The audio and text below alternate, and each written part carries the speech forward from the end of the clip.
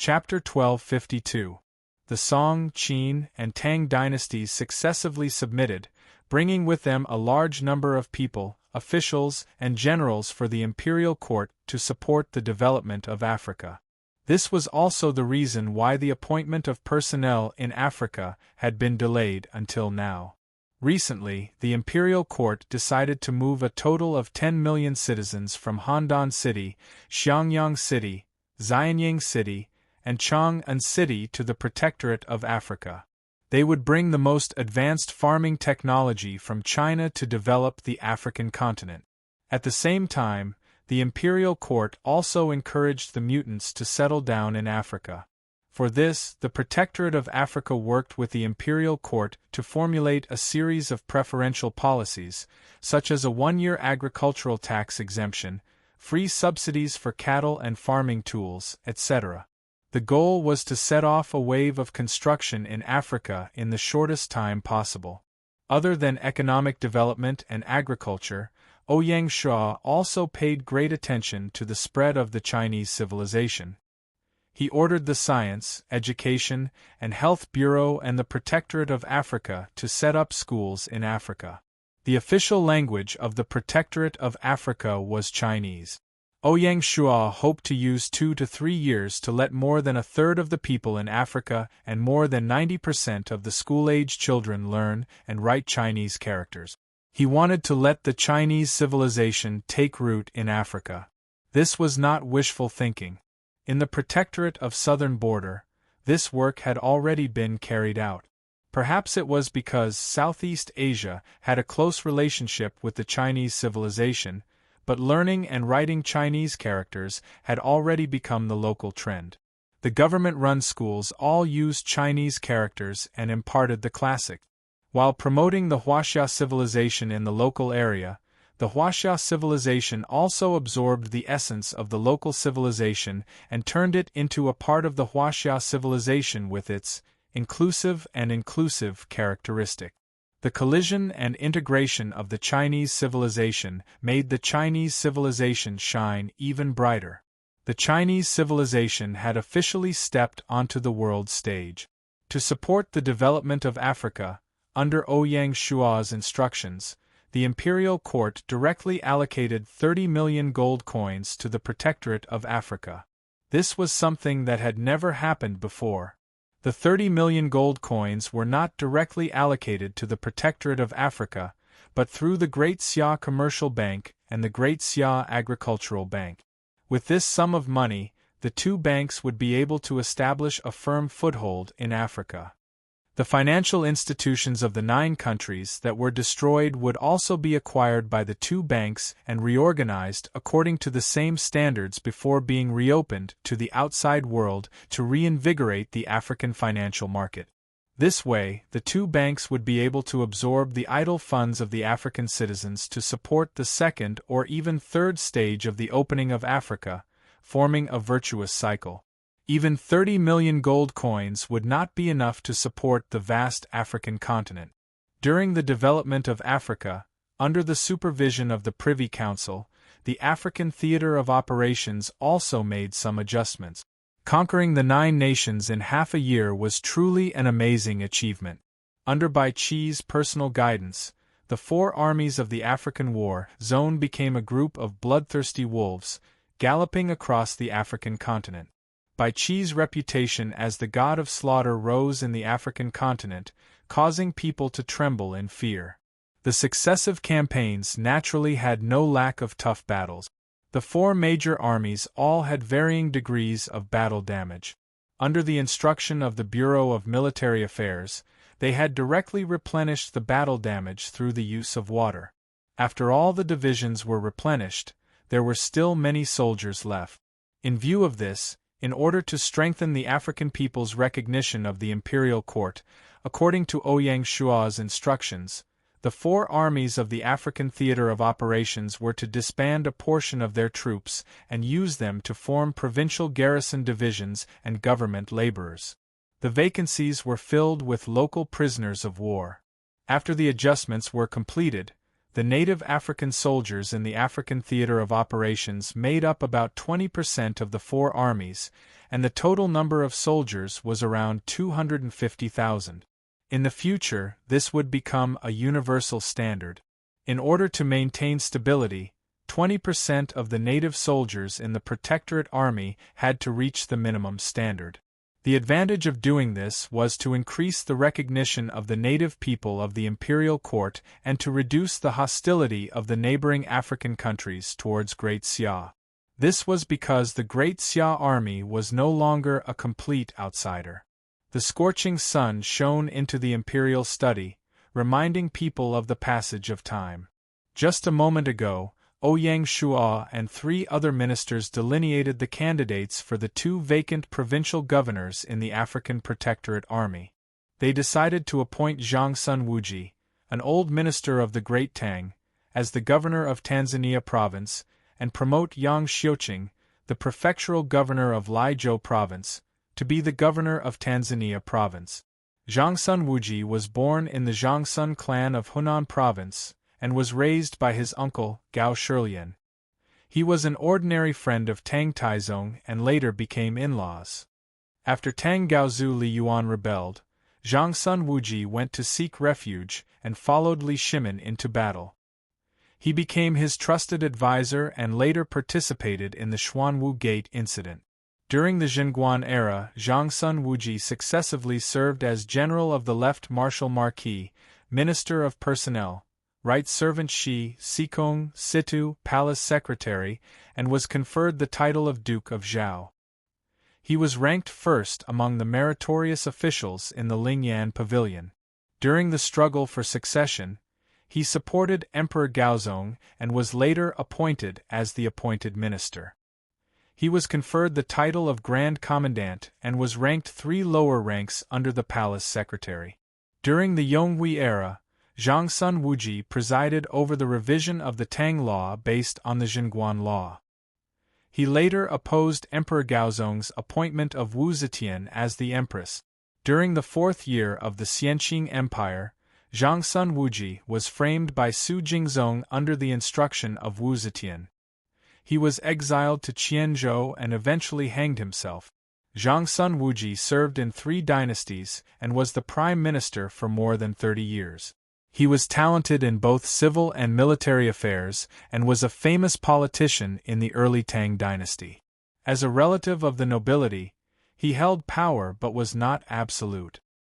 He was loyal to the Tang imperial family and did his best to contribute to the formulation of the Tang dynasty's laws and regulations. Ouyang Shuo did not feel at ease to leave such a talented civil and military person in the country, and thus he cruelly banished him to the African continent. His future depended on Zhang Sun Wuji's performance. Zhang Sun Wuji was banished, but the other governor, Yang Xiuqing, was given an important position. From a prefectural governor to a provincial governor, no matter which province, it seemed like a small step, but it was like a carp leaping through the dragon's gate. Moreover, the Mazang province occupied a large area and was bordered by the Banto dynasty.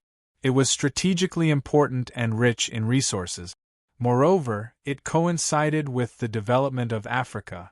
As the governor of Mazang, Yang Xiuqing had a bright future. Yang Xiuqing was also considered an old minister of the imperial family. He had submitted when the Taiping Heavenly Kingdom was pacified. The reason why Ouyang Shuo promoted Yang Xiuqing to the position of Governor Mo's was not only because of their old friendship, but also because Yang Xiuqing had the ability to do so. Especially after she had washed away the traces of the Taiping Heavenly Kingdom, she was truly a peerless talent. The governor of Tanzania Province and Mazang Province were easy to choose. The difficult part was the governor of Guangxi. Guangxi Province included the Qin and Tang kingdoms.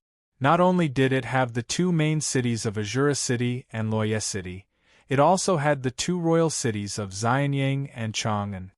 After being managed by the Qin and Tang kingdoms, its foundation was strong and not something other provinces could compare to. The governor of Guangxi was not a great talent. Logically, the old ministers of Great Qin, Li Si and Wei Liao, and the old ministers of Great Tang, Fang Xianling and Gao Shilian, were all first-rate talents. Unfortunately, they were too deeply involved with Guangxi province. Regardless of whether it was to avoid suspicion or other reasons, it was impossible for them to be the governor of Guangxi. No matter how he thought about it, it was most suitable to transfer one of the current governors. Using this opportunity, Ouyang Shuo made an inventory of the governors who had been in office for a long time.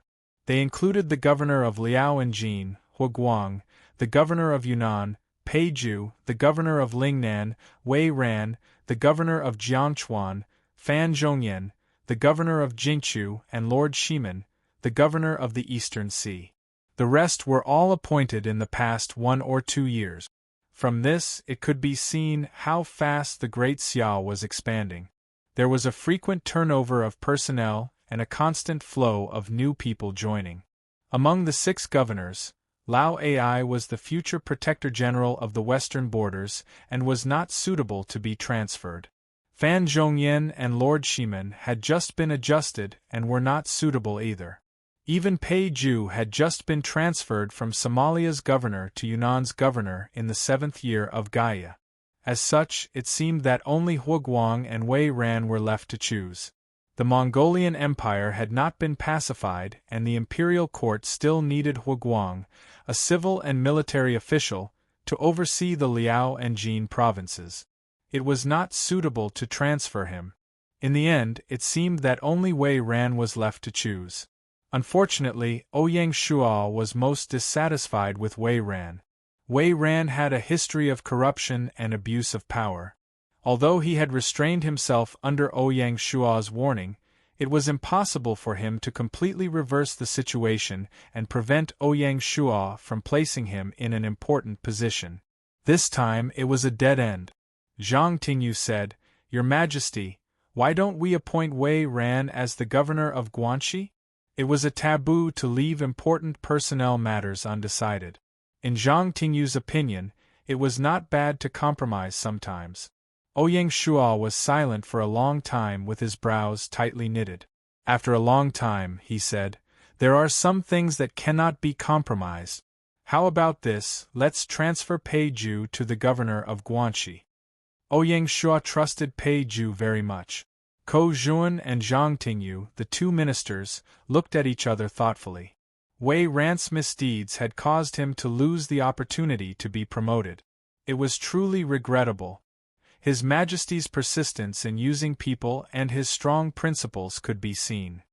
It was likely that from now on, Wei Ran would not be able to be placed in an important position and would be stuck there for the rest of his life. A strange light flashed in Jiang Shang's eyes. His thoughts were somewhat different from Ko Zhuan and Zhang Tingyu. Was the reason why His Majesty stopped Wei Ran from being promoted? Was it because Wei Ran's son-in-law, Bai Qi, was too bright? Jiang Shang did not dare to think about it and could only remain silent. The schemes of an emperor are unfathomable. Sometimes, Jiang Shang could not understand His Majesty's thoughts. Peizhu was transferred to the governor of Guangxi and the vacant governor of Yunnan was proposed by Ko Zhuan to be taken by Gao Shilian, an old minister of Tang. As a result, Tang had 2 governors. It was indeed full of talent. Gao Shilian used to be the minister of rights of the Sui dynasty. Because he was implicated by Hu Siqing in the 9th year of Dai, he was demoted to the position of registrar of Zhuyuan County and appointed by Governor Qiu, he of Jiaoji, as the Assistant Secretary of Justice. In the 5th year of Wuda, Gao Shilian submitted to the Tang dynasty and was placed in charge of the administration of Yongzhou. Later, he assisted Li Shimen in initiating the Xuanwu Gate Rebellion and was promoted to the position of Assistant Secretary of Yixing Prefecture. In the 5th year of Xinguan, he was appointed as the Minister of Personnel and was conferred the title of Duke of Su. He was ordered to compile the clan records and was conferred the title of lower 3 ranks of the Hall of Governmental Affairs. In the 12th year, he was conferred the title of Duke of Shun and was conferred the title of Governor of Shun Province. In the 19th year, he was conferred the title of Grand Tutor and assisted Crown Prince Li Ji in governing the country. In the 21st year, He died in office and was conferred the title of governor of Situ and Bingzhou. He was buried with Emperor Taizong in Zhao Mausoleum. From this, it could be seen that Gao Shilian was completely qualified to be the governor of Yunnan. After discussing the candidates for the governor of Guangxi, it was time to make arrangements for the three civil officials, Li Si, Wei Liao, and Fang Xianling. This was another troublesome task. Putting Wei Liao aside, his fame was not too prominent, but Li Si and Fang Xianling were outstanding. Even in the 5,000 years of history of China, they were considered top talents and were ranked among the top 10 ministers of China. The problem was that there was no position for them in Great Xia. Chapter 1253. Given Li Si's and Fang Xuanling's capabilities, they would at least be bureau chief. Even if they were to become one of the four ministers, they would still be qualified to join the cabinet. However, these positions could not be adjusted at the moment. Ouyang Shua did not even intend to add new ministers to the cabinet. There was already a prime minister, 3 vice ministers, and 2 part-time vice ministers. Any more and it would be too much. However, he had to make arrangements. He couldn't let such talents be idle. That would be a waste of resources. Just as Ouyang Shua was in a dilemma, Jiang Shang stood up and said, "Your Majesty, I think that it's time to equip the 3 protectorates with the Chief Historian and Secretary-General." The Chief Historian was equivalent to the Chief of Staff of the Protectorate, similar to the Secretary-General in modern society. The Secretary-General was equivalent to the Chief of Staff and could be seen as the military advisor of the Protectorate. The Chief Historian was equivalent to the Chief of Staff of the Protectorate, similar to the Secretary-General in modern society. The Secretary-General was equivalent to the Chief of Staff and could be seen as the military advisor of the Protectorate. Given that Great Xia still separated the military and politics, the Chief Historian's position was much higher than the Secretary-General's. According to Great Xia's system, the Protectorate was divided into 2 levels, the Protectorate General and the Protectorate General. This was because in the military, the Protectorate General was ranked above the Great General. Hence, the Protectorate General was ranked above the Protectorate General, which was different from the Tang dynasty's system. The Protectorate General was ranked 2, on the same level as the Chamberlain of Dependencies, the Imperial Censor, and the Chief Secretary. It was higher than the 4 Great Academies' Deputy Chancellors but lower than the 4 Great Academies' Chancellors. Correspondingly, the Chief Historian of the Protectorate General was rank 3, on the same level as the governor of a province. The Protectorate General was rank 2, on the same level as the 4 Great Academies' Deputy Chancellors and Jingjiaoi. The Chief Historian of the Protectorate General was rank 3, on the same level as the 4 Great Academies' Deputy Chancellors and Jingjiaoi. The Chief Historian of the Protectorate General was rank 3, on the same level as the Secretary-General of the 4 Great Academies. At the same time, the President of the Great Xia Bank, as the central bank, was promoted from rank 3 to rank 2. The 2 presidents of the Great Xia Commercial Bank and the Great Xia Agricultural Bank continued to be rank 3.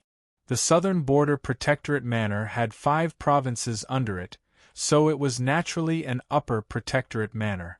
Thus, the full name should be the Southern Border Protectorate Manor. The Protectorate General of the Protectorate General of the 3 provinces was the Protectorate General of the Protectorate of the Southern Border. The Protectorate General of the Protectorate General of the Southern Protectorate General of the Protectorate General of Protectorate General. At this time, Jiang Shang proposed that the 3 protectorates be equipped with chief historian and scribes. Firstly, it was to strengthen the protectorates and assist the protector generals.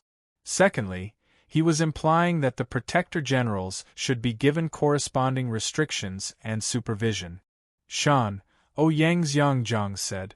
Jiang of. Yang of Yang Jiang smiled. Your Emperor of Yang of. Coincidentally, Li Si, Fang Xianling, and Wei Liao had all started out as strategists. They were skilled in both the pen and the sword, and some of them had even served as chief annals.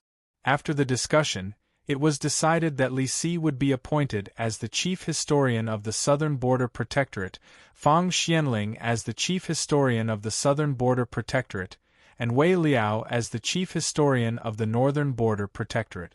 Comparatively speaking, the situation in Africa was the most complicated. Li Si should be the most suitable candidate to be the chief official of the African Protectorate. However, Ouyang Shua considered two things. Firstly, Mulan Lanyue was still young and might not be able to control Li Si. Secondly, Li Si, who was also a subject of Qin, could not go to Africa to take up a post. Fortunately, Fang Xianling was also resourceful and honest. He had the demeanor of an elder, so it was likely that he would become Mulan Yu's right-hand man, assisting her as she became a high-ranking official guarding the borders of the imperial court. At this point, this round of personnel adjustments had come to an end. Before leaving, Ko Zhuan asked, "Your Majesty, where will the Guanxi province be located?" Regardless of whether it was Chang'an or Xianyang, they were more than enough to serve as the administrative center of a province. That was why it was so difficult. No matter which city they chose, the citizens of the other city would be dissatisfied. Ouyang Shua, on the other hand, took it lightly. He smiled and said, "First come, first served. Let's settle on Xianyang then." "Yes, Your Majesty." Ko Zhuan gasped in admiration. If that was the case, Chang'an would have nothing to say. After sending off Jiang Shang and the other two, Ouyang Shua wasn't done with his work. Settling a group of civil officials and adjusting the relevant personnel was only the first step in dealing with the aftermath of this battle.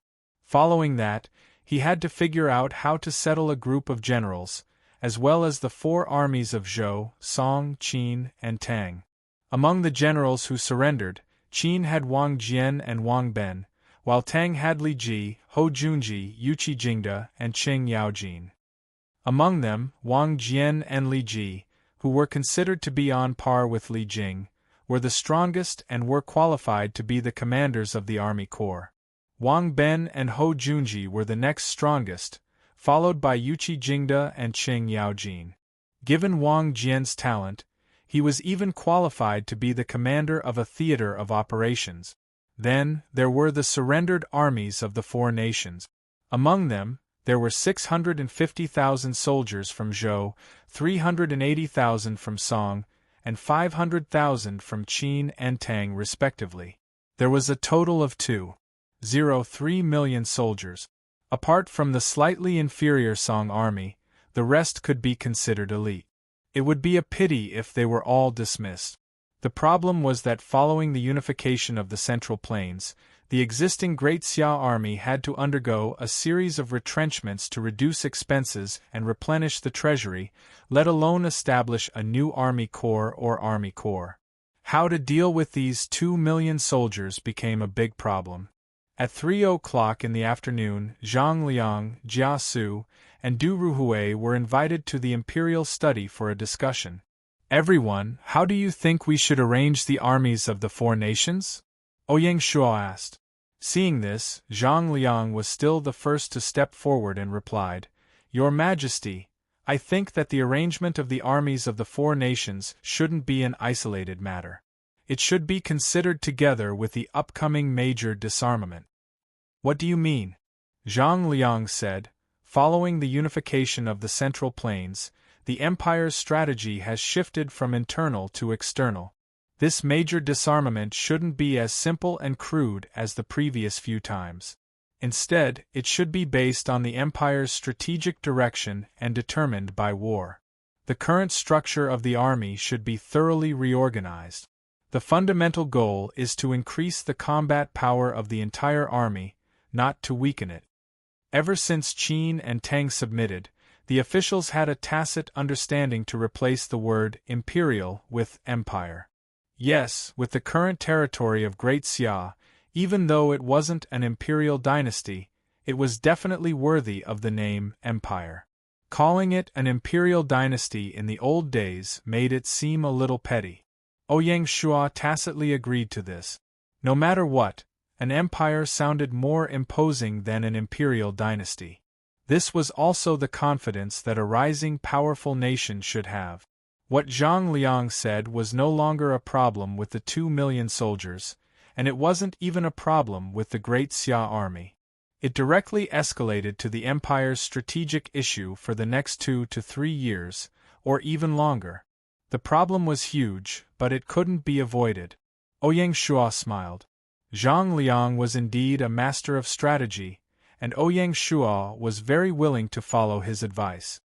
All right, then everyone, let's discuss how the empire's future strategic direction should be determined. Zhang Liang stood up again. The prerequisite for becoming an imperial dynasty is to obtain the position of the overlord of Asia. If we start from this point, India in the southwest, the Persian Empire in the west, and the Romanov dynasty in the north are all great enemies that we can't avoid. They should be the empire's strategic focus. Zhang Liang didn't mention Java in the southeast and the Mongolian Empire in the north. It wasn't that he was negligent, but with the empire's current strength, these two countries were nothing more than minor ailments and couldn't be treated as major opponents. Further away, the African continent, which has already achieved success, and the American continent, which is still in its infancy, are the empire's strategic focus. As for whether to intervene in the European continent, it's all up to Her Majesty, Zhang Liang said. Unknowingly, Great Xia already had the framework of a global hegemon, and its tentacles were almost all over the world. However, this framework was still very fragile, and it needed to continuously strengthen its foundation. Ouyang Shuo stated, "The European continent isn't included in the strategic considerations for now. In Europe, Great Xia currently only had one base city. It was undoubtedly a fantasy to think that it could move the entire European continent with the power of a single city. More importantly, in Ouyang Shuo's long-term plan, Europe shouldn't be Great Xia's mortal enemy. In the future, there might be a possibility of forming an alliance." Understood. Zhang Liang nodded. He also felt that giving up on Europe was a wise choice. They couldn't expand their territory too much. At this moment, Du Ruhui stood up and said, "This humble subject thinks that although it's important to expand outwards, we can't give up on domestic defense. No matter what changes, the Central Plains should be the empire's core, and we can't slack off." Ouyang Shuo nodded and concluded, "The Central Plains, South Asia, West Asia, North Asia, Africa, and the American continent, these 6 strategic directions can't be ignored, and there are strong opponents in each of them. From this, it can be seen that the empire is still facing a huge challenge. Just as Zifang said, we should properly plan for this major disarmament. How to reduce the absolute number of soldiers while ensuring and even increasing the overall combat power of the entire army is the most important thing. After this, the Grand Council, the Privy Council, and the Cabinet of Advisors should plan carefully and come up with a feasible disarmament plan as soon as possible. We should strive to complete this disarmament before the end of the year," Ouyang Shuo ordered. Yes. The 3 ministers accepted the order in unison. It was already mid-July, and there were only 5 months left until the end of the year. According to common sense, this round of disarmament involved the entire army, and it would take at least 3 months or even longer. This also meant that there wasn't much time left for the 3 major institutions to come up with a disarmament plan. Before that, they still had to settle the problem of the 2 million soldiers. Regarding this matter, Jia Su had a plan that he wanted to report to Her Majesty. However, this plan was very vicious, and it might not be approved. Chapter 1254. Your Majesty, this humble subject thinks that before the general disarmament, we should first deal with the Tubo and Java countries, so as to not leave behind any future troubles, and reduce the army with peace of mind. Jia Su said. This subject agrees. Du Ruhui nodded in agreement and said, "Now that the war in Africa has stopped, the Central Plains has been unified, and there is no movement in America for the time being, It is the best time to divert our energy to completely solve the two countries. Zhang Liang also joined in and remonstrated. The Indian Ayutthaya dynasty is one of the biggest obstacles to the empire's domination of Asia. This time, they even brazenly annexed the Tufan dynasty, damaging the prestige of Huaxia. At this time, the empire must not compromise. We must strike back with an iron fist and chase the Ashoka dynasty out of Chinese territory to defend the glory of China. Ouyang Shua was silent, but he still looked at Jia Su. Does my beloved subject have a good plan? Exactly. Jia Su suppressed the anxiety in his heart and revealed everything about the meat grinder plan he named. After Jia Su finished speaking, the air in the entire imperial study turned cold, directly dropping by more than 10 degrees. Ouyang Shua's brows were tightly knitted together. He got up and paced back and forth in the room. Zhang Liang and Du Ruhui, on the other hand, were staring at Jia Su with reverence and bewilderment.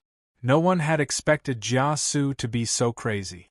The Ashoka dynasty was strong because of its 4.5 million imperial soldiers.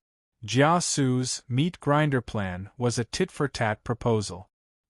He proposed to send all of the 4 million troops to the Tubo battlefield under the unified command of the Northwest Theater of Operations to start a shocking war of attrition, turning the entire Tubo dynasty into a huge meat grinder.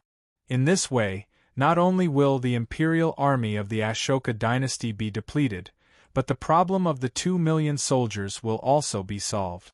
It can be said to be killing two birds with one stone. Only the survivors of the battlefield are qualified to be incorporated into the Great Xia army. Jia Su said. Ouyang Shua sat back down and looked at Du Ruhui. Kemming, what do you think? The road from Shu to Tubo is difficult and requires crossing mountains and ridges. Transporting the army to the front lines is already an extremely difficult task, not to mention providing the rations and resources used by the 2 million-strong army. It is as difficult as ascending to the heavens. Du Ruhui was implicitly disagreeing with the plan. Indeed, if they wanted to provide the consumption of 2 million soldiers, the Shu province alone would not be able to support it. Transporting goods from Sichuan to Tubo is one difficulty, and transporting goods from other provinces to Sichuan is another difficulty. Even if the grain was transported from the nearby Jingshu province to Tubo, the consumption of the road would be very astonishing. The loss outweighs the gain, Du Ruhui said. Jia Su, however, had a different view. It's difficult for us, but it's also difficult for the Ashoka dynasty. At times like this, it's a contest of willpower and determination. Whoever is more ruthless will win.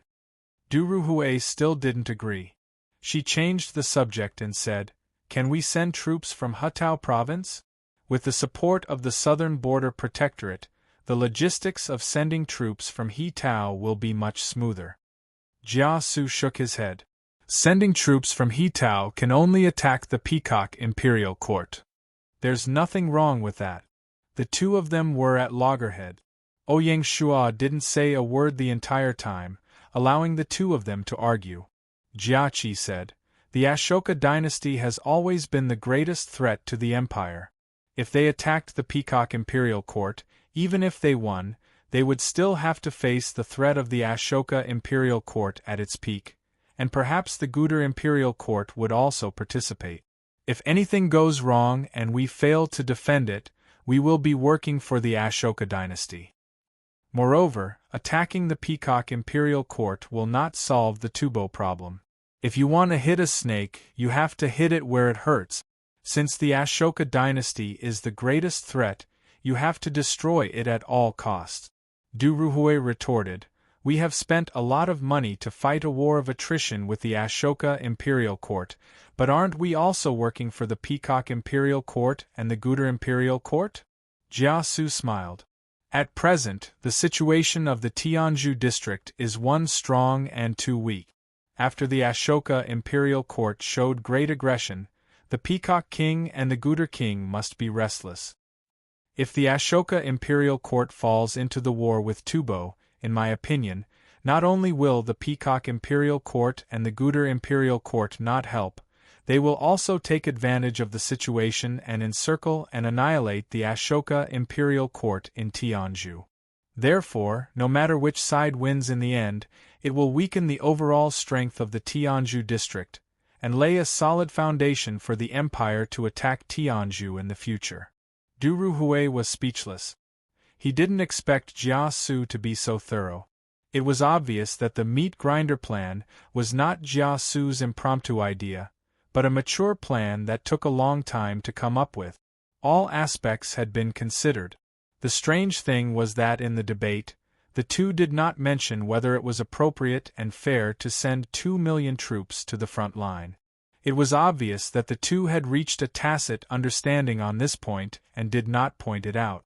Jia Su added, and the transportation of provisions and supplies is not really as difficult as it looks. In addition to the transportation from the Shu province, the Xihai province, Yunnan province, and the Hutao province of the southern frontier are all bordering Tubo. They can advance from all 4 routes and continuously transport supplies to Tubo. In this regard, we actually have an advantage over the Ashoka Imperial Court. Moreover, the first season of grain has been harvested. It is a rare harvest season and can support this war of attrition. The heavens bless the empire, it must be decided in one battle. Jia Su concluded.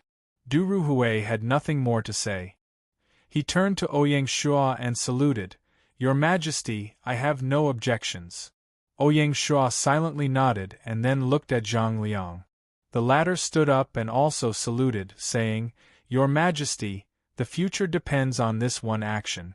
There are some risks that must be taken. Since that is the case, then let it be done." At this moment, Ouyang Shua's tone was devoid of emotion, his rationality chilling. These words would affect the fate of more than 2 million troops, the distribution of labor in the surrounding provinces, and the supply of provisions for the empire for half a year. It was as heavy as 1,000 caddies, but Ouyang Shua had learned to handle it with care. Yes. Zhang Liang, Du Ruhui, and Jia Su bowed in unison and took their leave. In late July, unbeknownst to the Ashoka Imperial Court, the Great Xia launched the largest and most widespread logistical battle since its founding.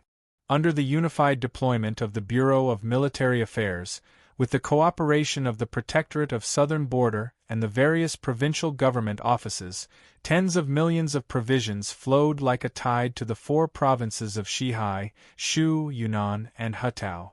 According to the unified requirements of the Imperial Court, the Guangxi province and Hedong province were connected to the Xihai province, which was also the northernmost route. The Jingshu province and Xiangnan province were connected to the Shu province. The North Sichuan province and South Sichuan province were connected to the Yunnan province. The Hanoi province was connected to the Hutao province, which was also the southernmost route. In other words, in order to prepare for the Tubo War, the Great Xia mobilized the resources of 11 provinces. This was not only unique in the Great Xia, but also in the entire world.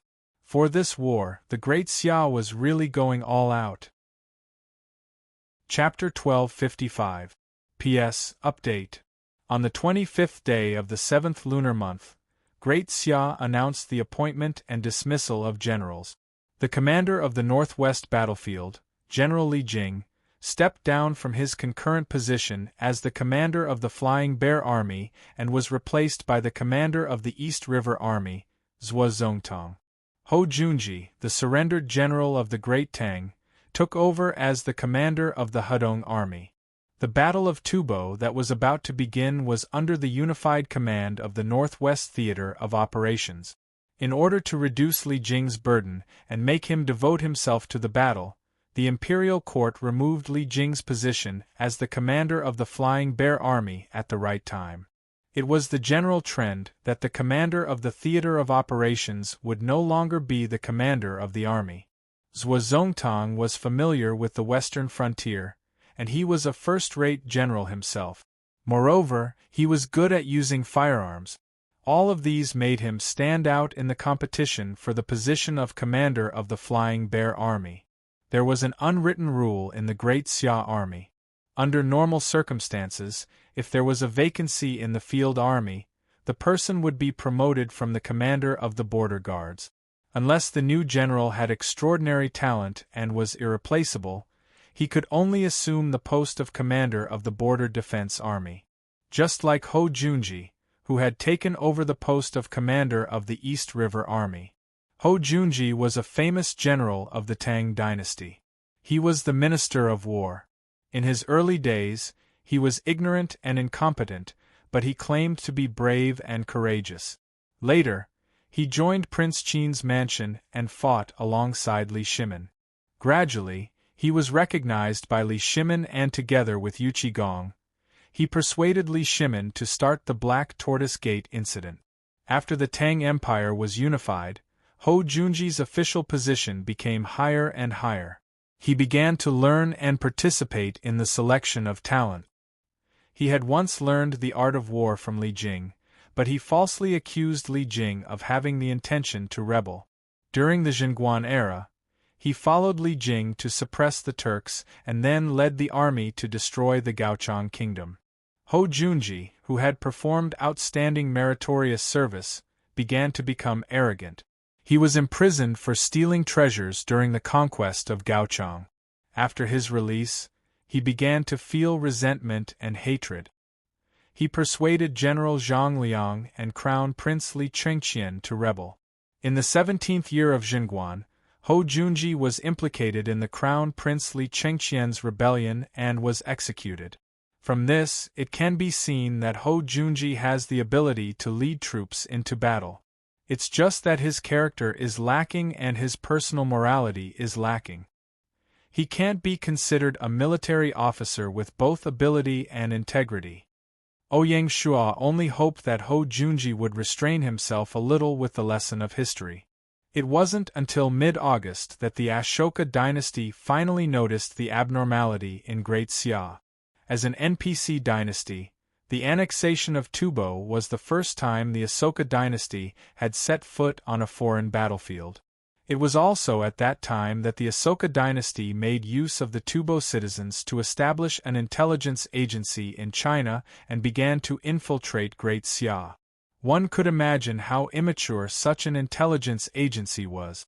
Especially under the encirclement of the mountain sea guards, it was basically difficult to move a single step in Huaxia. The secret agents of the Ashoka dynasty had only managed to find out about such a large-scale transportation of rations in Great Xia after nearly a month. It was a complete failure. At this point in time, the first batch of Great Xia's rations was already in place. This also meant that Great Xia already had the conditions to start a war. Subsequent rations and supplies could be transported continuously during the war. Indian District, Ashoka Dynasty, Delhi City. Ashoka was the third-generation king of the Peacock dynasty of the ancient Indian kingdom of Magadha. His reign was an unprecedentedly powerful era in the history of ancient India, and he was also the greatest king in the history of India. If an inaccurate comparison had to be made, Ashoka's status in India was basically similar to Huaxia's Emperor Han Wu. At the age of 18, Ashoka was appointed as the governor of Abhinti province. Around 273 BC, Bintu Sala was seriously ill, and the court did not appoint a crown prince. In order to seize the throne, Ashoka joined the fight for the throne with the help of his minister, Chenghu. Legend had it that Ashoka had murdered 99 of his siblings. In the end, Ashoka was victorious, and around 269 BC, he held an official ascension ceremony. In his early years, Ashoka was warlike and massacred. He unified the entire South Asian subcontinent and part of present-day Afghanistan. In his later years, he was a devout believer in Buddhism and put down the butcher's knife. He was also known as Ashoka King. Ashoka, who appeared in the wilderness, was just over 40 years old. He was warlike and bloodthirsty in his prime and wise in his later years. He was truly an emperor that could not be underestimated. It was no wonder that Indian geniuses like the Peacock King and the Mando King had to be courteous to him. Naturally, there was no such thing as retreating without a fight in Ashoka's dictionary. Therefore, when he heard that Great Xia was actively preparing for war, Ashoka did not hesitate and immediately issued a war mobilization order to defend the Tufan dynasty that he had just conquered. One had to know that the moment he conquered Tufan and set foot on the land of Huaxia, Ashoka's prestige in India rose to a new height. Even the Peacock dynasty and the Gudo dynasty, which had always been active, temporarily fell silent. This was because this was something that the two dynasties had wanted to do but failed to do. Based on this alone, Ashoka had to defend this hard-won glory at all costs. Otherwise, what was the meaning of his rebirth in the wilderness? Following Ashoka's order, another 500,000 imperial soldiers gathered at the border of Tufan. Including the millions of imperial soldiers that were already stationed in Tufan and the 300,000 Tufan soldiers that had been swallowed and transformed, Ashoka had a total of 1.8 million soldiers, which was extraordinary courage. With this army, Ashoka was even confident that he could turn from defense to offense and attack the Shu province of Great Xia. After all, according to the intelligence from the frontline spies, Great Xia was currently only transporting rations and supplies to the front line, and there were no signs of the mobilization of the army. Even the news of the transportation of rations was limited to the Shu province. The intelligence ability of the two was really not on the same level.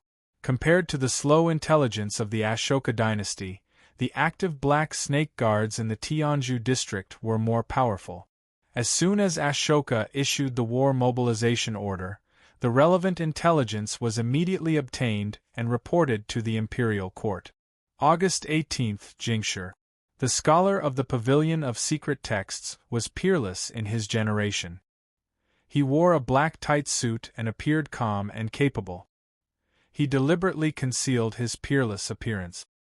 He took the intelligence report that the Black Snake Guards had just presented and brought it to the table in the imperial study. She had just entered the secret literature pavilion and was in charge of the confidential intelligence, so she naturally kept a low profile. She knew that although the decoration of the Xia Palace was similar to the Great Zhou Palace, the two were completely different. This palace was not only the center of Great Xia, but also the center of the world. Her every move was watched by all parties. His Majesty would not trust her as much as Di Chen. What she could do was to speak less and do more. She did not dare to say anything out of line, and she did not dare to dress gorgeously, so as not to fall into the name of seducing His Majesty. Time reveals a person's heart. Ouyang Shuan naturally had no time to care about the thoughts of peerless elegance, and took the intelligence report. Because the preparation for the Tubo War was a waste of manpower and money, Ouyang Shua faced a lot of pressure in the imperial court. Although no one dared to stand out to oppose, once this war was defeated, Ouyang Shua's prestige in the imperial court would definitely be affected. According to the historical plot, Jia Su, the instigator of this, would lose his position and become a scapegoat. Therefore, this war could only be won and not lost. After reading the intelligence report, Ouyang Shua smiled in relief. He was worried that Ashoka would not dare to press forward. If that was the case, only 1 million soldiers of the Ashoka dynasty would be wasted, and it would be far from the goal of weakening the Ashoka dynasty. Ashoka did not disappoint Ouyang Shua.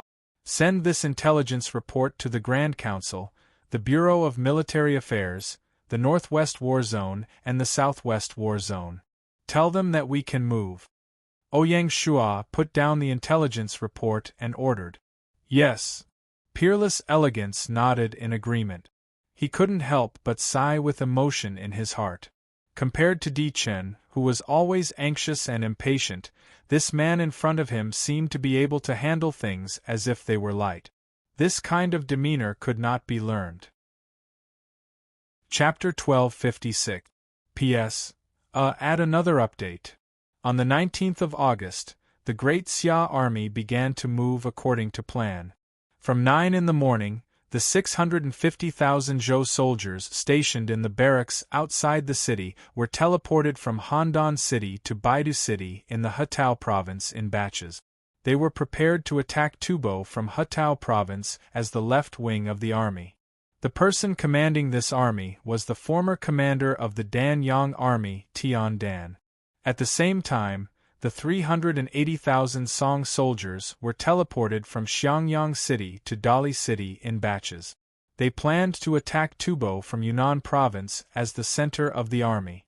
Due to the fact that the Great Song had no good generals, the imperial court specially appointed the commander of the Northern Frontier Army, Yu Fei, to temporarily command this Song army.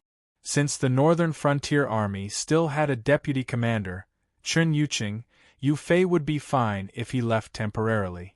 Under the command of the famous General Li Ji, 500,000 Tang soldiers were teleported from Chang'an City to Chengdu in batches. They would attack Tubo from Shu province as the main force of the army. Similarly, under the command of Divine General Wang Jian, 500,000 Qin soldiers set off from Xianyang City and headed west into Shihai province before attacking Tubo. They would be the right wing of the army. The two field armies commanded by Li Jing were the reserve forces of the army. In order to make the 2 million soldiers willingly rush to the front line, Ouyang Shuo said that whether the soldiers could be incorporated into the Great Xia army in the future and whether the generals could be placed in important positions would depend on their performance in the battle. The families of those who died in the battle would receive the standard pension of the Great Xia army. Ouyang Shuo even personally went to the various barracks and said frankly, "The 4 countries have surrendered. It is the will of the people and the general trend. It is not your fault. All of you might be unconvinced or indignant and wish that you could avenge yourself on the battlefield. In that case, the battle with Tubo is your chance to prove yourself. Whether you are a dragon or a worm, it all depends on this battle." The moment he said that, all the soldiers were moved. In the past month, there had been rumors about how the imperial court would settle the surrendered troop. The most popular one was that the imperial court wanted to disband them. The soldiers were naturally unconvinced, especially the surrendered troops of the Qin and Tang kingdoms.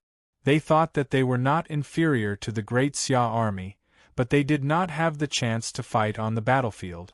To be honest, the soldiers were not without resentment. Now the imperial court had given them a chance to prove themselves. This time, it's not a civil war in China, but a war against a foreign army. I hope that you can bravely kill your enemies on the battlefield and spread the might of China. This is also to fight for your country's last bit of glory. Ouyang Shuo said. This time, there were soldiers whose eyes were moist. It was the duty of the army to defend their territory. As the last barrier of the dynasty, they were ashamed that they could not do this. It was reported that when the news of Qin Shi Huang's death reached the army, the 500,000 Qin soldiers ran away in tears, their cries shaking the heavens. Such a scene was enough to move anyone. Therefore, when they got the news that the imperial court had ordered them to go on an expedition to Tufan, the 500,000 Qin soldiers did not hesitate at all. Their morale was high and they were determined to defend the glory of Great Qin's army in the Tufan battlefield. A large portion of the soldiers were even prepared to face death with equanimity. Ouyang Shuo remembered clearly that a veteran soldier of the Qin army had said this, not being able to accompany His Majesty, the King of Qin, to die is the greatest regret of our lives. Now we can only scatter our broken bodies on the battlefield so that we can live up to the name of the Qin army. Great Qin was like a tiger and a wolf. Even though it had not been long since they appeared in the wilderness, they still had unyielding pride and unyielding bones. Magnificent Great Qin! Ouyang Shuo personally raised his cup and sent off the soldiers of Great Qin. He sighed and said, "We do not want all of you to die on the battlefield. We only hope that all of you can continue to pass down the strength of Great Qin and integrate it into the bloodline of Great Xia." Don't forget that we are one and have a common home. Its name is China. Cheers. Ouyang Shua drained the cup in one gulp and smashed it on the ground. Cheers, Your Majesty. The soldiers of Great Qin had tears in their eyes as they drained the cup in one gulp and smashed it on the ground. Even Wang Jian and Wang Ben, who were present at the scene, were moved. This, Your Majesty, was both Qin Shi Huang and Ouyang Shua. Ouyang Shua used his extraordinary charisma to conquer this group of iron-blooded men in an instant, making them willingly rush to the battlefield. The scene that day was too shocking, and Ouyang Shua would never be able to forget it for the rest of his life. The majestic China, 5,000 years of glory, such bones of steel, such unyielding blood, had always been flowing in the blood of every Chinese. As long as the country was in trouble, they would burst forth with power that could make their enemies tremble in fear. As a Chinese, Ouyang Shua was proud of his entire life. There were more than 2 million soldiers from 4 countries, and there were good and bad mixed together. There were soldiers who sang sorrowful songs, but naturally, there was no lack of cowards who were afraid of war, and even those who held grudges against Great Xia. The imperial court had made 2 preparations for such a group of people. Firstly, it was the Flying Bear Army and Soaring Eagle Army from the Northwest War Zone. On the surface, they were the reserve troops, but in reality, they were the enforcement team and supervision team of the army. Those who refused to fight to the death would be executed without mercy. Secondly, it was their families. 2 million soldiers were going to war, but their families were still in the Central Plains. If they dared to act recklessly or disobey orders, they couldn't blame the imperial court for implicating their families. With such a bargaining chip, there was no need to worry that the soldiers wouldn't fight. Taking 10,000 steps back, after surrendering to Great Xia, they were already considered soldiers of Great Xia. Since they were soldiers, it was only right and proper for them to go to war for the country, so there shouldn't be any complaints. The war with Tubo was an upright war, and it wasn't as if they were purely throwing their lives away. The imperial court had already stated that this war would be the same as other wars. Killing enemies on the battlefield would be considered as merits, and they would be rewarded accordingly. The only difference was that this war was probably crueler. However, cruelty was the norm on the battlefield, and they should have a clear understanding of this on the day they joined the army. Therefore, in essence, the soldiers really had nothing to complain about. The imperial court had done so much work in the hope that the 2 million soldiers who were going to war would fight this war with the vigor they should have and lay the foundation for the empire's domination of the Asian continent. It wasn't that they hoped that the soldiers who were going to war would be a group of weaklings with low morale. If that was the case, they wouldn't be wasting the Ashoka dynasty's energy, but would be giving experience to the enemy. For this war, the imperial court could be considered to have suffered a great loss.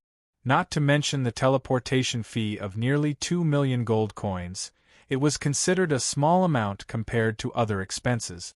The biggest expense was the transportation of such a large amount of rations and supplies. Moreover, the cost of sending the rations to a dangerous place like Tubo was extremely high. Then there was the predictable, astronomical compensation for those who died in the war. From the attitude of the Ashoka dynasty, one could vaguely foresee the intensity of the war with Tubo, and the number of people who died in the war was definitely not small. If there was no war, the imperial court would only need to pay them a sum of retirement money. Moreover, after they retired, they could still contribute to the construction of the empire. With this in and out of the accounts were getting a little messy. Chapter 1257. The Qinghai Tibet Plateau was densely covered with mountains and rivers. The terrain was steep and changeable, and the topography was complex and undulating. There was the world's highest peak, Mount Everest, as well as the Jinsha River, which was only 1,503 meters above sea level. There were majestic and precipitous mountains, as well as endless river valleys and plains. The rolling river flowed through the mountains, twisting and turning. The river valleys were covered with green grass, and tall and mighty yaks with long hair could be seen everywhere. The lake was sparkling like the blue sky, so clear that the bottom could be seen. The top of the mountain was covered with pure white snow, but the foot of the mountain was as warm as spring. In the middle of the Qinghai-Tibet Plateau, on the north side of the Himalayas, was the Tubo Kingdom's capital, Luoxia City. The Luoxia River flowed through the city and into the famous Yarlung-Zangbo River in the southern suburbs.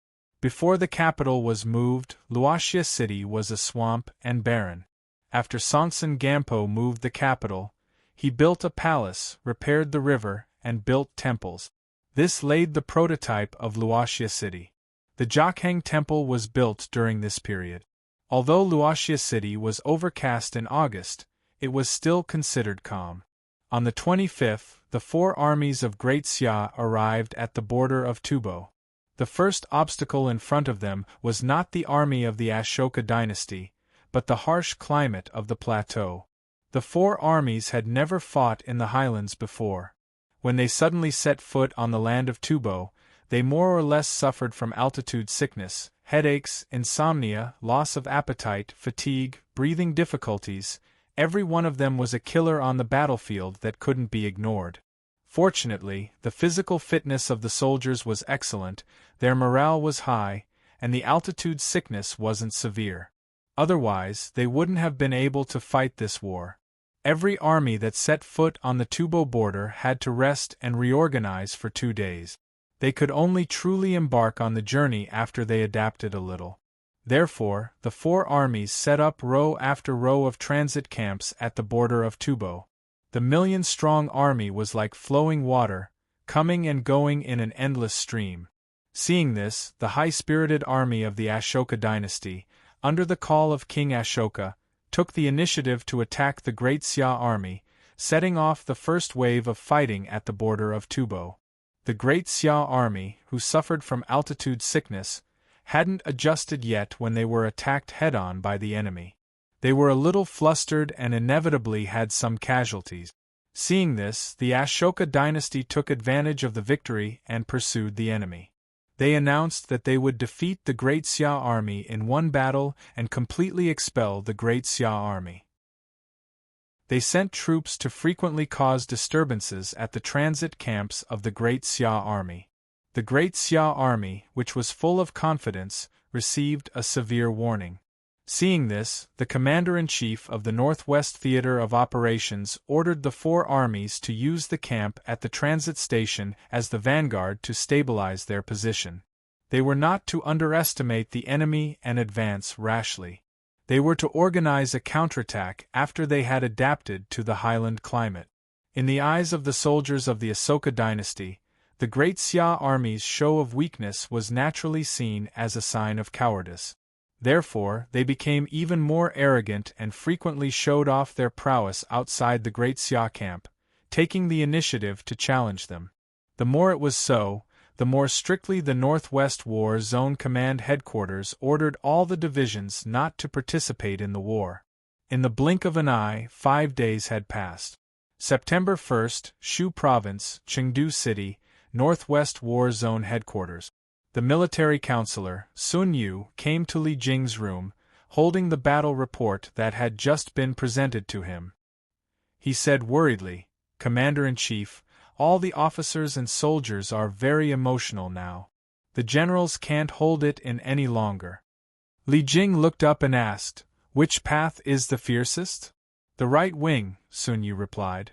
On the right flank were the 500,000 Qin soldiers led by Wang Jian. Pagoda-bearing King Li laughed when he heard that. "What a bunch of tigers and wolves! Fortunately, General Wang Jian is composed. Otherwise, I'm afraid they would have started a fight long ago." Sun Yu didn't know how to answer. Everyone knew that when His Majesty saw off the four armies, he especially praised the Qin army.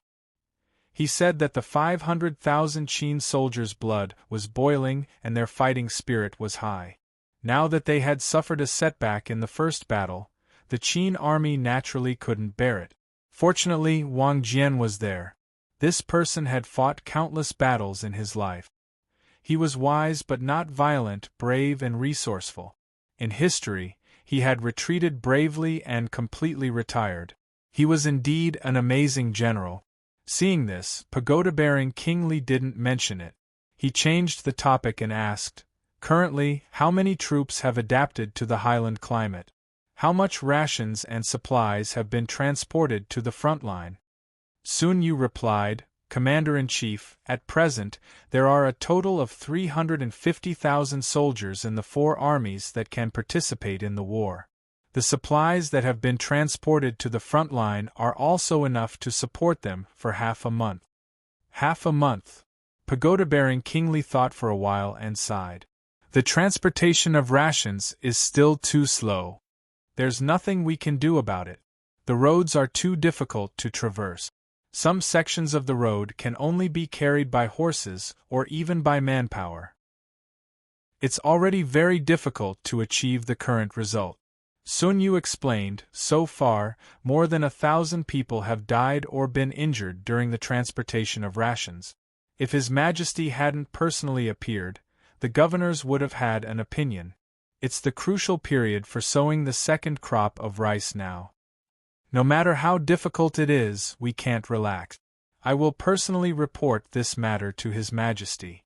Pagoda-bearing King Li's expression was firm, and his tone was unquestionable. He knew very well that the outcome of this battle was not due to altitude sickness, but to rations. Rations were the lifeline of the army. They could not relax at all. Sun Yu nodded and had no objections. He knew that the Commander-in-Chief was not only the Commander-in-Chief of the Northwest Theater of Operations, but also one of the 3 rotating military ministers of the Grand Council. He was deeply trusted by His Majesty, so he could naturally listen to him. Although it's only for half a month, it's basically enough. If we delay any longer, I'm afraid there will be changes.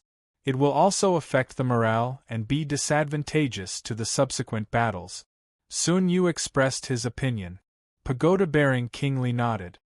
He also knew that the 2 million troops were not the regular army of the Great Xia dynasty. They had not been tempered by the military rules of the Great Xia dynasty, and their discipline was still a little lacking. If the enemy continued to provoke them like this, something might really happen. In that case, let the various armies choose the right time to move out. It's time to teach the enemy a bloody lesson. Otherwise, they don't know the immensity of heaven and earth and really think that the Great Xia dynasty can be bullied. Pagoda-bearing King Li made up his mind. All right, I'll draft the order now. Sun Yu heaved a sigh of relief. Following the order from the Commander-in-Chief, the 4 armies quickly took action. At the border of the West Sea Province, in the camp of the right-wing army, the middle-aged Wang Jian looked at the military order that had just been sent by the Commander-in-Chief and shouted in a loud voice, "Men! Yes! Summon all the generals to the tent for a discussion." "Yes, sir." In less than 10 minutes, the commanders of the army had gathered in the central military tent. During this period of time, the army had been holding their ground and not going out. The generals had long been bored to death. When they heard that the Commander-in-Chief was going to the tent for a discussion, they rushed over as fast as they could. Standing at the front was the young Wang Ben. He asked excitedly, "Father, are we going to send out the troops?" Wang Jian pressed his hands down and the tent immediately fell silent. It was clear that Wang Jian had high prestige in the army. He said in a deep voice, "On the order from the Commander-in-Chief, all divisions are to shift from defense to offense. Choose the right time to attack and take advantage of the enemy's weakness. Within a week, the 4 armies must take down at least one enemy city and use it as an outpost." At this point, Wang Jian's gaze swept across the generals and asked, "Who dares to be the vanguard and lead the troops to attack Amdo City?" Amdo City was a county and also the city closest to the Qin army's camp. According to the scouts, the Ashoka dynasty had a total of 40,000 soldiers stationed in the city. They were not to be underestimated. "Father, I'm willing to go." Wang Ben was the first to request to go. Seeing this, the other generals tactfully kept quiet. Like father, like son. Wang Ben's prestige in the Qin army was second only to his father, Wang Jian. His great reputation and meritorious deeds were not just because of his father, but because he had real capabilities. In the Qin army, he was used to being addressed as young marshal. Seeing this, Wang Jian nodded his head. Since the first battle was bound to be victorious, Wang Ben's presence was the most reassuring to him. Since that's the case, I order you to lead 70,000 men and take down Ando City within 5 days. The deadline given by the commander-in-chief was 7 days, and Wang Jian's demands were naturally higher. Unexpectedly, Wang Ben was even more ambitious and said, reporting to father, 3 days is enough. There is no joking in the army. Wang Jian did not want his son to be arrogant. Wang Ben was full of vigor. I'm willing to make a military pledge. He was determined to be the first to take down the city among the 4 armies and show off the might of the Qin army. Fine, I'll give you 3 days. Wang Jian did not say anything else. Since the military pledge was made, the military law must be enforced. Thank you, father. Wang Ben cupped his fists and retreated to the side. Wang Jian looked around the tent again and ordered, the rest of the divisions, prepare for battle and provide support. Yes. The generals acknowledged in unison, their fighting spirit boiling. Go and prepare. Wang Jian waved his hand and the generals filed out of the tent. In less than an hour, Wang Ben gathered his troops and with only 3 days' worth of rations, marched out of the camp in a grandiose manner, officially killing his way to the front line. The real Battle of Tubo has just begun. Not only the right-wing army, the left-wing army, the middle army and the central army have also gathered their troops and marched out of the camp in a grandiose manner. This is to vent the resentment they have suffered for the past few days and also to fight for the credit of this battle. Who will be the first in this battle will attract a lot of attention. Chapter 1258. On the 2nd of September, in the palace of the capital, just as the great Xia army was attacking from all directions, Ouyang Shuo received a memorial from Li Jing. Li Jing did not blame the governors in the memorial.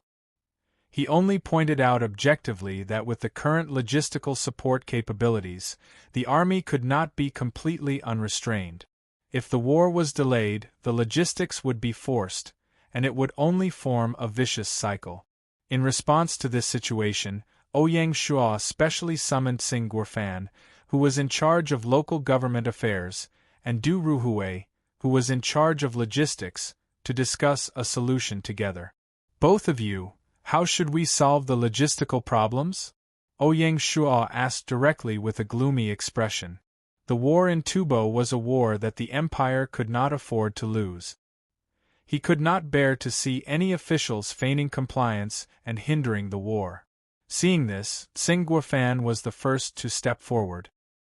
He braced himself and said, "This humble subject will urge the 11 provincial governors to treat this matter as their top priority. At the same time, I suggest that we gather a batch of laborers and ox carts from the neighboring provinces to transport rations to the front line." Ouyang Shuo's expression softened a little. "Thank you for your hard work." Sometimes, Ouyang Shuo could understand the difficulties of his officials. The empire had expanded to this point and had 31 provinces, a capital governor's office, and 5 Zhili prefectures. It was extremely difficult to manage such a large empire. With a large territory, the entanglement of interests would naturally be complicated. The imperial court had its strategies, and the local provinces had their own difficulties. For example, the transportation of rations to the front line involved 11 provinces and was bound to be affected. It was understandable for the governors to feel a little unbalanced. After all, the imperial court's annual assessment targets could not be relaxed. Of course, understanding was one thing. Ouyang Shuo would never allow any governor to discount the tasks given by the imperial court because of a little difficulty. This was a matter of principle. Ouyang Shuo had to make a clear stand on this point. After Tsing Guofan expressed his stance, it was Du Ruhui's turn. She said, "I suggest that the Soaring Eagle Army, the Flying Bear Army, the Dragon Stallion Army, and if necessary, the Hudong Army and Hanoi Army should allocate a portion of their troops to help transport rations. This is a good idea." Ouyang Shuan nodded approvingly. The Great Xia Army had a complete system. Not only did they have engineers, but they also had soldiers transporting rations. The efficiency of transporting rations was more efficient than laborers. It was also a reasonable use of resources. After squeezing the two ministers dry, Ouyang Shua then said, "This emperor often says that crisis is an opportunity, and this time is no exception. Sichuan, Tubo, and even Yunnan, the mountains are high and dangerous, the roads are difficult, it is very unfavorable for the imperial court to govern. This is especially true for Tubo. If there is no smooth official road connecting it to the center of the empire, even if it is conquered in the future, it will only be half an enclave, drifting away from the empire's system and full of hidden dangers. If that's the case, why don't we take advantage of this war and make use of the existing labor and resources to build an official road connecting Sichuan and Tubo, completely opening up Tubo's external channels?" Hearing this, the two ministers' eyes lit up. Tsing Guofan even suggested, "We can work on two tracks at the same time. One from Chengdu in the Shu province to Luojia City, and the other from Xingqing Prefecture in the West Xi province to Luojia City." "Sure." Ouyang Shuan nodded approvingly. Historically, because of the high and dangerous mountains on the border of Tubo, it was very difficult to trade with the Central Plains. In modern society, the situation was completely reversed when the Sichuan-Tibet and Qingzhong lines were built. What Great Xia needed to do now was to duplicate these two legendary official roads. In view of the fact that the empire's westward expansion was not limited to Tubo, there was also the Persian Empire to the west. The significance of building these two official roads was even more extraordinary. It would definitely become a main road connecting the imperial court to West Asia. After you come down, the cabinet will take the lead and the construction department will hire the best designers and survey engineers to determine the route of the two official roads. Once the plan is finalized, immediately start construction, Ouyang Shua instructed. Your humble servant understands. In fact, with the Sichuan-Tibet and Qingzhong lines in the real world as a reference, and the construction department did not lack first-class engineers hired from the players, it wasn't difficult to determine the road construction plan. The difficult part was the construction. To build these two official roads under such harsh conditions, it was unknown how many soldiers and laborers would be buried in the road construction forever. However, no matter how difficult it was, this matter had to be carried out. Back to the battlefield. At about 11 a.m. on the 2nd of September, Wang Ben led 70,000 mighty soldiers of the Great Qin dynasty. They traveled day and night and arrived at their destination, the outskirts of Amdo City. The vanguard troops arrived early in the morning. Along the way, Wang Ben's troops even fought with the enemy troops wandering at the border twice. One could imagine the result. The army of the Ashoka dynasty, who did not know the strength of the enemy, was utterly defeated by the Qin army and fled pathetically. If it wasn't for the fact that they were in a hurry to attack the city, Wang Ben would not have let them go so easily. Pass down my order. The entire army will rest for 3 hours and have a full meal. We will attack the city at 2 p.m. sharp. Wang Ben was very decisive. The moment he dismounted, he gave the order to the entire army. Yes, Your Majesty. Following the order, the soldiers unloaded the tents from the backs of the horses. Under the command of the general, they set up temporary tents at the designated locations according to certain rules. The supply soldiers and cooks skillfully set up cooking utensils and used mud and stones to build temporary stoves. They took out all kinds of vegetables and processed meat from their luggage and began to cook. In less than an hour, white tents were set up one after another. Although there were only 70,000 soldiers, The tents that were spread out were continuous and took up a large area. They were so densely packed that one could not see the end of them. Under the contrast of the blue sky and white clouds, it was a beautiful sight. As the smoke curled up from the chimneys, the aroma of food wafted through the camp, whetting the appetite of the soldiers. After eating the hot food, the well-trained soldiers of the Qin army, with the exception of those who were responsible for patrolling the perimeter, seized the time to enter the tents to rest and conserve their energy for the battle in the afternoon. Every extra ounce of stamina meant a higher chance of survival on the battlefield. Soon, the bustling camp returned to silence. Only the sound of snoring could be heard. In the army, the soldiers had long learned to sleep the moment they fell to the ground. They did not want to waste a single second. Not far from the camp, the 40,000-strong army of the Ashoka dynasty was already waiting at the top of Amdo city. The news of the battle between their vanguard troops and the enemy had already reached Amdo city and shocked the entire city.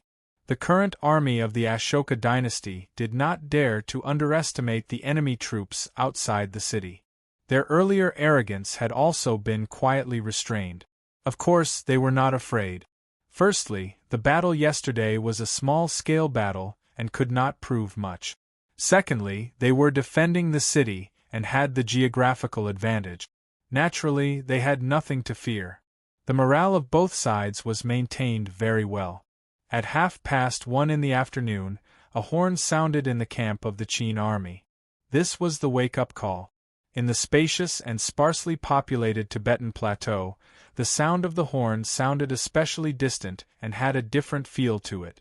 Accompanied by the distant sound of the horn, the quiet Qin army camp came to life in an instant. Half an hour later, the entire army was assembled. Their efficiency and discipline were impressive. Wang Jian and the rest of the Qin generals had trained the army quite a bit since they appeared in the wilderness. Although they did not have any actual combat experience, they were not to be underestimated. It was believed that those who survived the battle with Tubo would be the best of the best. Jiasu's strategy was indeed brilliant. While draining the strength of the Ashoka dynasty, Great Xia could also achieve the goal of training their soldiers and pick out the real elites from the 2 million surrendered soldiers. Attack! Wang Ben rode on a black warhorse and pointed his sword forward. Kill! 10,000 vanguard troops carried siege ladders and surged towards the city walls like a tide. In the Tibetan plateau, due to the environment, the city walls were usually made of a simple mixture of stones and mud. They were not strong and could not be built too high. The city walls of Luoga City were only 6 meters tall. If that was the case in Luoga City, it was even more so in the small Amdo city, which was only 4 meters tall. Furthermore, the smelting, construction, and forging techniques of the Tubo dynasty were lagging behind the dynasties of the Central Plains. The defense system of the cities was generally weak. Unfortunately, the Tubo dynasty's territory was vast and sparsely populated, so it was difficult to build a city. Except for a few cities, there were no more than 30 cities in its territory. As such, the Ashoka dynasty had no choice but to station 40,000 soldiers in a small city that was no different from a village in the Central Plains. The moment Wang Ben saw Amdo city, he felt reassured. If everything went smoothly, they would be able to stay in Amdo city at night and not have to suffer the cold in the suburb. Last night, they finally experienced the cold nights of the Tibetan plateau. Chapter 1259. It was a sunny day on the Tibetan plateau. Under the blue sky and white clouds, a life-and-death battle was taking place. It had been 2 hours since Wang Ben attacked Amdo city. Both sides had suffered heavy casualties and blood dyed the ground red. In the highland climate, 2 hours of continuous fighting was a severe test of one's stamina. Wang Ben looked up at the sky. Seeing that it was getting late and Amdo city was still standing, his expression turned ugly. Pass down the order. Leave no reserve troops behind. Everyone, follow me and kill our way up. Yes. With the order, the 20,000 reserve troops charged forward. Wang Ben's decision was right. In fact, the Ashoka dynasty's army was on the verge of collapse. The 20,000 fresh troops charged forward and immediately dealt a fatal blow. With Wang Ben leading the way, the Qin army's morale was high and they were unstoppable. In just half an hour, a gap was opened on the city wall. Wang Ben led the troops up the city wall and fought with the enemy. Corpses fell from the city wall like dumplings, piling up a thick layer. The Ashoka dynasty's army was also powerful. They would rather die than retreat. Both sides surrounded the city wall and started a tug-of-war. Every inch of land was covered with life and death. No one gave way, and the number of casualties increased at a visible rate. The city wall was already filled with corpses, and the soldiers could only fight by stepping on them. Seeing this, Wang Ben felt some admiration for the enemy. At the same time, he was furious. If they still couldn't take down Amdo City, it would be too embarrassing for him. Kill. Perhaps because of the calm martial lord's influence, the Qin army mainly used heavy swordsmen instead of saber and shield soldiers. Heavy swordsmen focused on offense and light on defense. Once they attacked, they were invincible. One had to fall. Under Wang Ben's encouragement, the Qin soldiers threw caution to the wind and fought with their lives on the line. This time, the Ashoka dynasty's army was finally scared. Seeing their comrades falling like wheat and losing their positions, the army lost the will to fight. Retreat. The officer guarding the city gave the order to retreat into the city to fight. Seeing this, Wang Ben shouted, "Everyone, chase after them. Don't give the enemy any chance to set up their formation in the city." Just like that, the Qin army was like maggots on a bone. They chased after the enemy from the top of the city wall to the bottom of the city, from one street to the next. They were like ghosts in Yama's palace. Even when night fell and the lights were lit, sporadic sounds of fighting could still be heard from various parts of the city. At this point in the war, both armies were scattered. Battalions and even squads were fighting in the streets, houses, and other places, turning the whole of Amdo City upside down. The natives could only tremble in fear. At night, Wang Ben, surrounded by his personal guards, walked into the city lord's mansion. He no longer personally went into battle. Instead, he commanded the entire army to carry out a planned massacre of the remaining enemy forces. This was a battle with no prisoners of war. The loser would die. Seeing that the battles in the city had gradually calmed down, Wang Ben immediately dialed his father's communication compass and reported the results of the battle in Amdo City without taking a break. In the video, Wang Jian didn't have any words of praise. He only nodded and ordered, "Tomorrow morning, send out troops to clear out the surrounding villages and prepare for the arrival of the main army."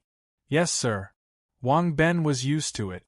In the eyes of the father and son, taking down Amdo City wasn't something to be proud of. Even so, through this battle, Wang Ben had a clear understanding of the enemy's strength. In this battle, nearly 30,000 of the 70,000 Qin soldiers had died, almost equal to the enemy's casualties. This result was actually very unsightly. Other than the fact that the Ashoka army was stronger, the more important reason was that the 500,000 Qin soldiers lacked battle experience. Strictly speaking, this was their first battle. Those who haven't seen blood are ultimately useless.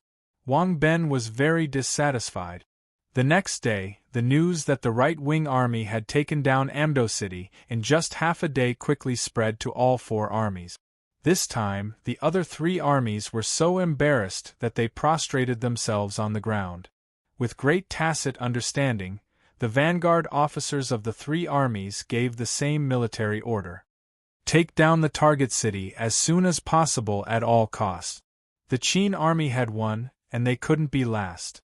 The secret competition between the four armies finally reached its peak at this moment.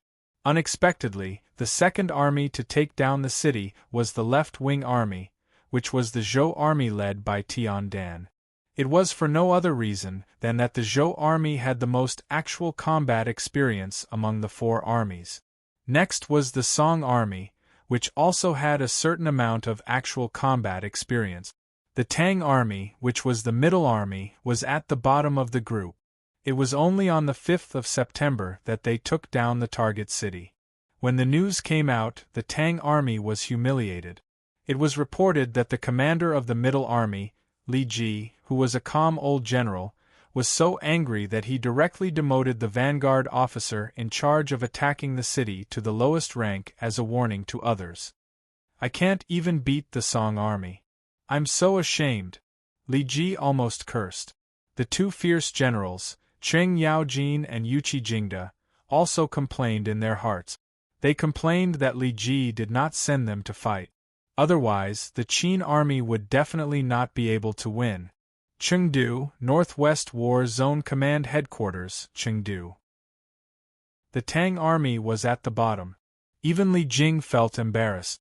When he had arranged for the Tang army to be the main force of the middle army, Li Jing had also cared about their old friendship. He did not expect such an outcome.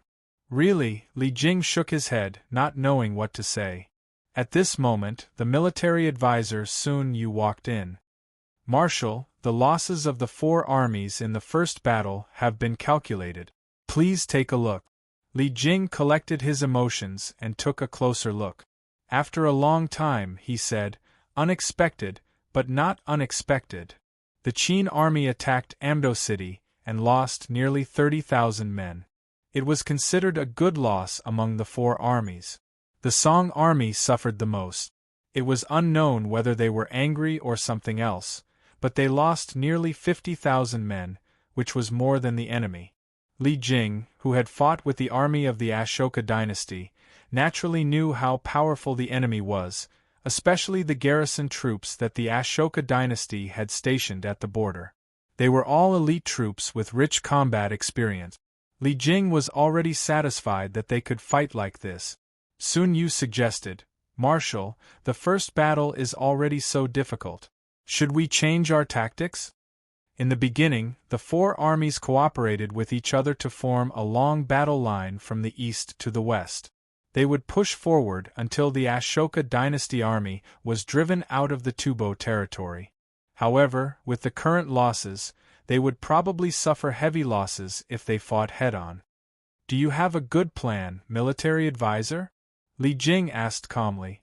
Sun Yu replied, "I suggest that we order the right-wing army to send a cavalry unit to the Ogdi Khaganate to attack the rear of the Tubo army and harass the enemy's food supply line to reduce the pressure on the front army." Li Jing heard this and said, "We'll discuss this later, Marshal." Sun Yu was anxious.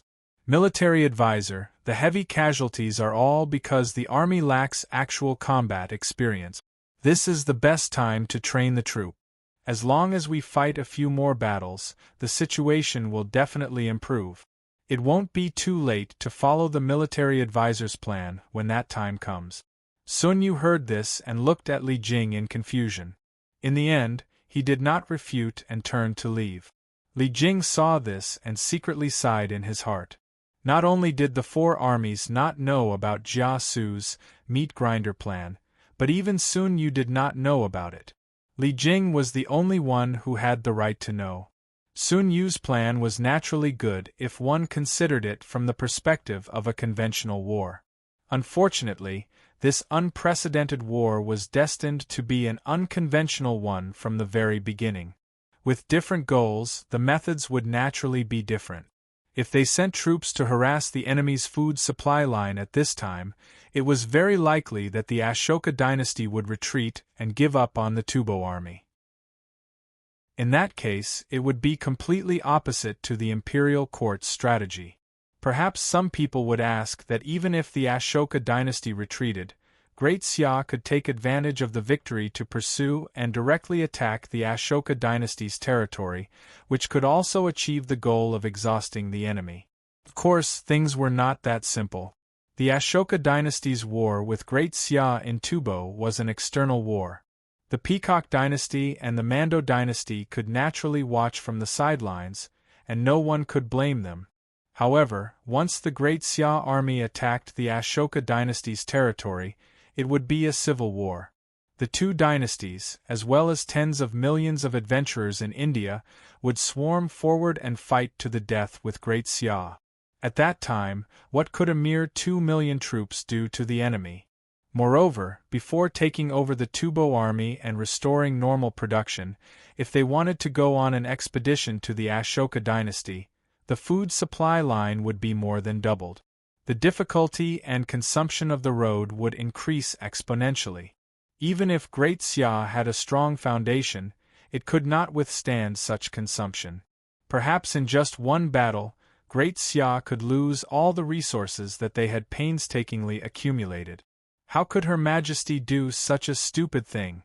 Therefore, fighting with the Ashoka dynasty in Tubo was the most ideal situation. Wenruo, I'm sorry. Li Jing shook his head. Chapter 1260. The 7th day of the 9th month, the capital. Although Li Jing didn't adopt Sun Yu's plan, he still reported the matter to the imperial court. His purpose was to ask the imperial court to make early preparations. Due to the fact that the Mongolian Empire had never acknowledged Great Xia's status as the legitimate Hua Xia Empire, the relationship between the two countries had always been rather stiff. Perhaps Li Jing was a little worried that he would be stopped by the Mongolian army if he really wanted to borrow the path in the future. This problem could only be solved by reporting it to the imperial court. The war with Tubo was the biggest event in Great Xia during this period of time. Regardless of how big or small it was, Ouyang Shua would be the first to report it to him. Ouyang Shua finished reading Li Jing's memorial and said, "It's time to investigate Mongolia's background. Guards, here. Invite Grand Herald Zhang Yi over." "Yes, sir." After a while, Zhang Yi hurried to the imperial study and bowed. "This subject greets your majesty. Be seated." After Zhang Yi sat down, Ouyang Shua said, "Official, send someone to Hala and Lin." "Your majesty, may I ask if you have any orders?" Ouyang Shua nodded and stretched out his index finger. "First, reiterate to Genghis Khan that during the Mongolian expedition to the west, the empire will not attack the Mongolians. This promise will always stand." This was a promise, but it could also be seen as a threat. Speaking of which, the war between the Mongolian Empire and the Persian Empire had already been going on for half a year, and the victor had yet to be determined. Based on the intelligence from the Asian division of the Black Snake Guards, the Mongolian Empire had already taken down 12 cities. The further west they went, the more obstructions they would face, and it would be difficult for them to continue. If nothing unexpected happened, the Mongolians should be withdrawing their troops soon and ending their first expedition to the west. If Mongolia returned from the western expedition, they would have to face the threat of Great Xia. Even though only half a year had passed, the situation in the Chinese plains had changed drastically. Great Xia unified the central plains, from the Liaojin province in the east to the Xihai province in the west. They built a complete line of defense in the north, and they had more than 1 million soldiers stationed there. It was an existence that the Mongolian Empire could not fight against. How to deal with the relationship with Mongolia was already on Ouyang Shua's desk.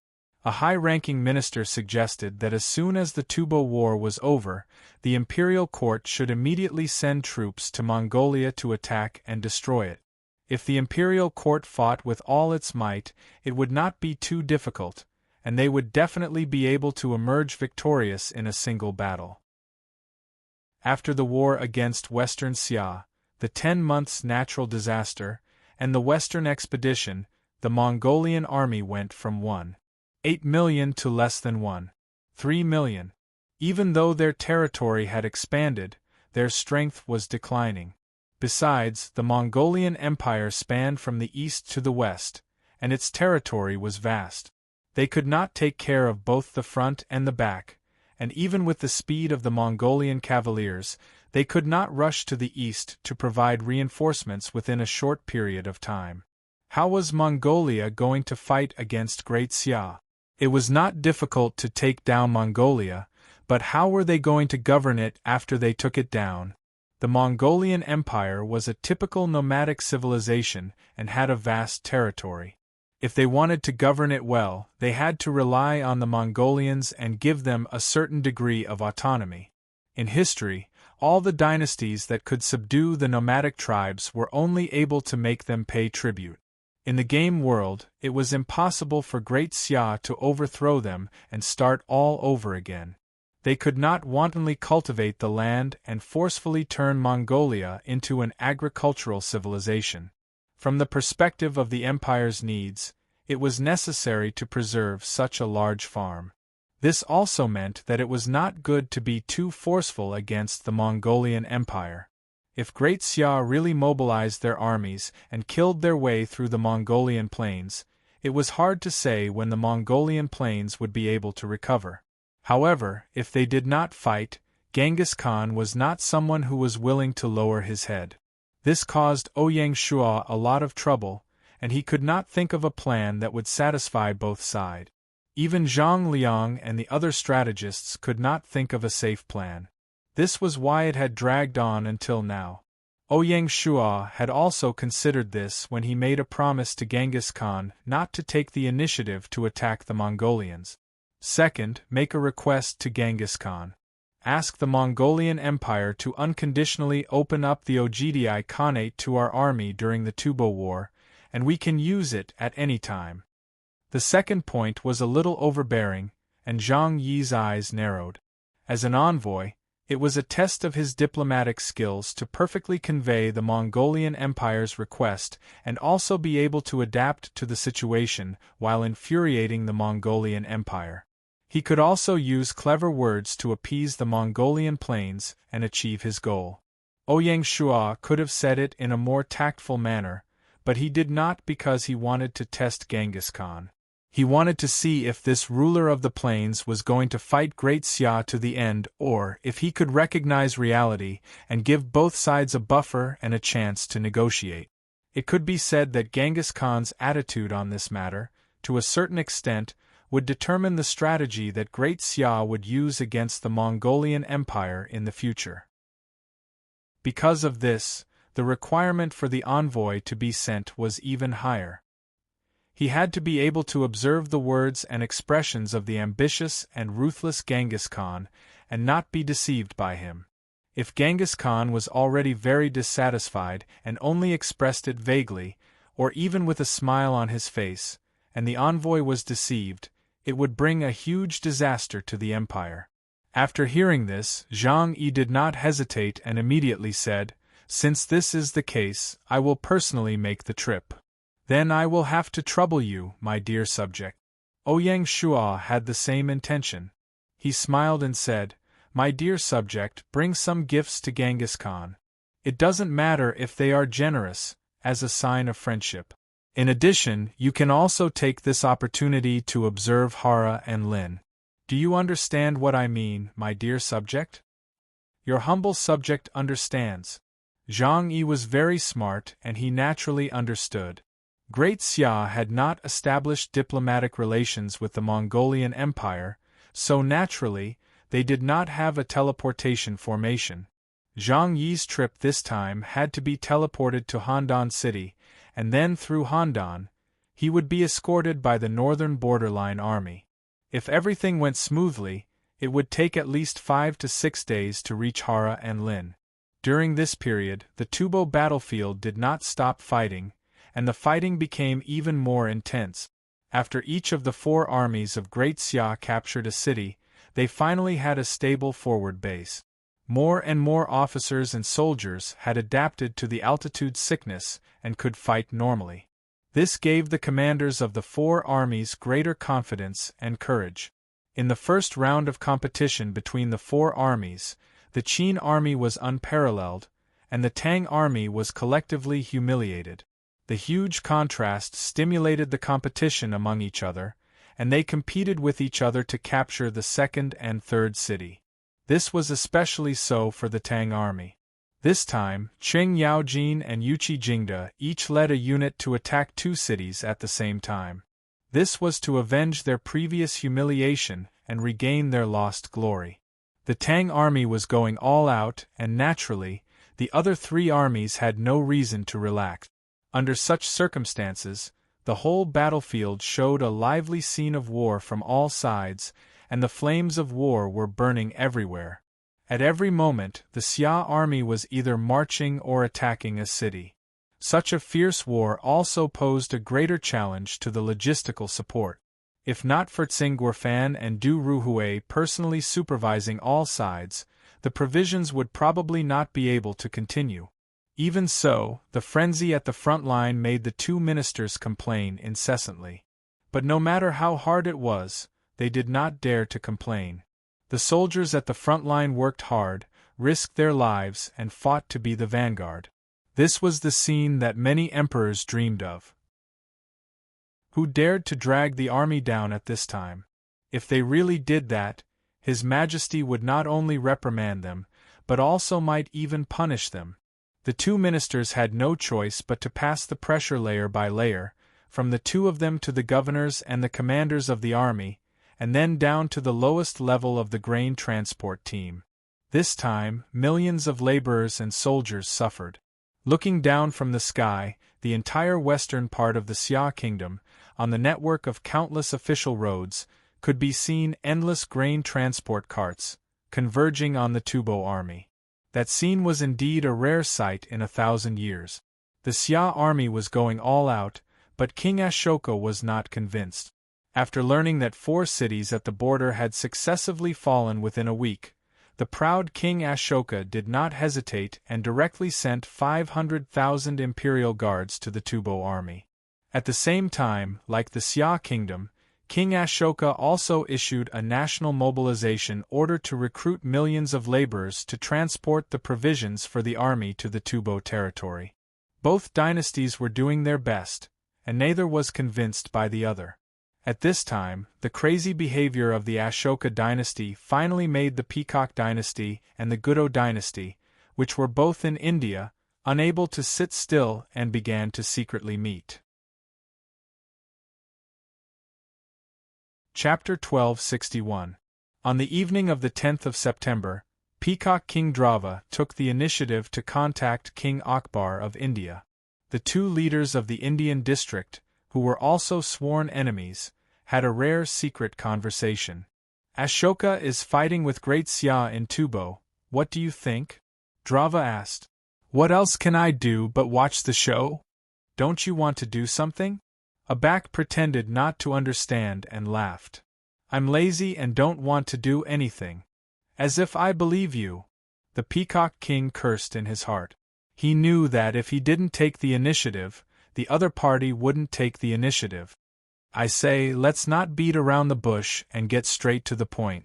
This is the best and only chance to deal a blow to the Ashoka dynasty. Are you really going to be indifferent? What do you want? Abak asked calmly. The Peacock King didn't mind. Simple, wait until both sides are injured, then we will join forces to defeat the Ashoka dynasty and divide the world. Only then did Abak nod. Both of them knew that even if the Ashoka dynasty suffered a setback in Tubo, a starving camel was still bigger than a horse. It wasn't something that the two dynasties could fight alone. Joining forces was a must. How do we do that? Abak asked. Very simple, we will agree on a border in advance and divide the north and south. How about that? Even if they joined forces, there was a limit to the trust between the two parties. It was necessary to divide the cake in advance. Not a bad idea, I agree. Abak was very straightforward and asked the last question. So, how should we divide Delhi? We can't possibly split it in half, right? This was a sensitive issue. In terms of importance, Delhi was worth more than a quarter of the entire Ashoka dynasty. The Peacock King said, It belongs to whoever takes it down first. All right, it's settled. The two leaders hung up and secretly divided the Ashoka dynasty. As for the specific border and details of cooperation, the ministers would naturally be in charge of discussing it. What they had to do was to prepare for war in advance. The two of them didn't talk about morality and justice. In the wilderness, the winner takes all. Conquering Tubo was the choice of the Ashoka dynasty. Naturally, they had to bear the price for their choice. As for joining forces to attack Great Xia, it was a joke. Great Xia was so powerful that it made them tremble. How could they have the guts to take the initiative? On the 12th of the 9th month, Zhang Yi's group arrived at Hala Hilin. During the Mongolian expedition to the west, Great Xia did not take the opportunity to cause trouble. Genghis Khan had to accept this favor. Therefore, when Zhang Yi and his party had just appeared on the grassland, Genghis Khan had sent General Jeeb with 10,000 guards to protect them along the way, giving Zhang Yi and his party extremely good treatment. When they arrived at Hala Horan, the envoy group was also warmly welcomed. The Mongolian Empire's Prime Minister Yelu Chukai represented Genghis Khan and rushed to the city gate to welcome them. Yelu Chukai was born into a Khitan noble family. In his early years in the Jin Kingdom, he was an official of the left and right department. When the Mongols captured the capital of Jinzhong, Genghis Khan accepted Yelu Chukai as his subject. Yelu Chukai used the Confucian way of ruling a country to come up with various strategies, which laid the foundation for the development of the Mongolian Empire. Yelu Chukai had assisted Genghis Khan and his son for more than 30 years, and was the head of the Secretariat for 14 years. He had a profound influence on Genghis Khan and his descendant. The measures he took laid the foundation of the Yuan dynasty. With such capabilities and contributions, Yelu Chukai was ranked among the top 10 ministers of Huaxia, along with Li Si, Xiao He, Fang Xianling, Di Renjie, Zeng Guofan, and other famous officials. Zhang Yi did not hesitate. After staying in the embassy, he immediately presented boxes of gifts. They were all local products of the Central Plains, such as Jingdezhen porcelain, Jiangnan silk, tea leaves, wine, and so on. Genghis Khan's expression was good when he saw it. However, when Zhang Yi presented the letter of credence, Genghis Khan's expression darkened. He was obviously not prepared for the harsh wording in the letter of credence. "Isn't the request from your country too much?" Genghis Khan asked, lacking confidence. Zhang Yi heard this and replied crisply, "My dynasty is the legitimate ruler of Huaxia, the common ruler of the world. It is your duty to temporarily open the road to my dynasty. How is it too much?" "Common ruler of the world? I did not admit it." Zhang Yi smiled and said, "This is what my majesty wanted to ask. Is Khan willing to admit it now?" The atmosphere froze in an instant. Genghis Khan's eyes flickered. "What if I say no?" "It's very simple. In order to maintain the position of the common ruler of the world, we can only decide the winner on the battlefield." Zhang Yi did not hesitate. In the past, Great Xia might not have the confidence to do so, but now, his words were sonorous and forceful. Genghis Khan was infuriated, but he did not dare to be ruthless. "In that case, you are here to issue a letter of challenge." Genghis Khan's tone was indifferent. Zhang Yi smiled again. "It is up to Khan to decide whether to issue a letter of challenge or not.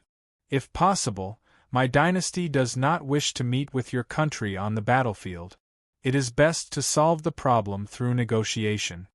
"How do we negotiate?" "That depends on whether Khan is sincere." Zhang Yi made up his mind. Genghis Khan had calmed down. In fact, Ouyang Shuo was thinking about how to deal with the Mongolian Empire. As a mighty ruler, how could Genghis Khan not think of such problems? Looking at the war in the Central Plains, Qin Huang, Han Wu, and Tang Zong, Song Wu, one committed suicide, one was assassinated, one went into seclusion, and the other was placed under house arrest. Their endings were extremely tragic.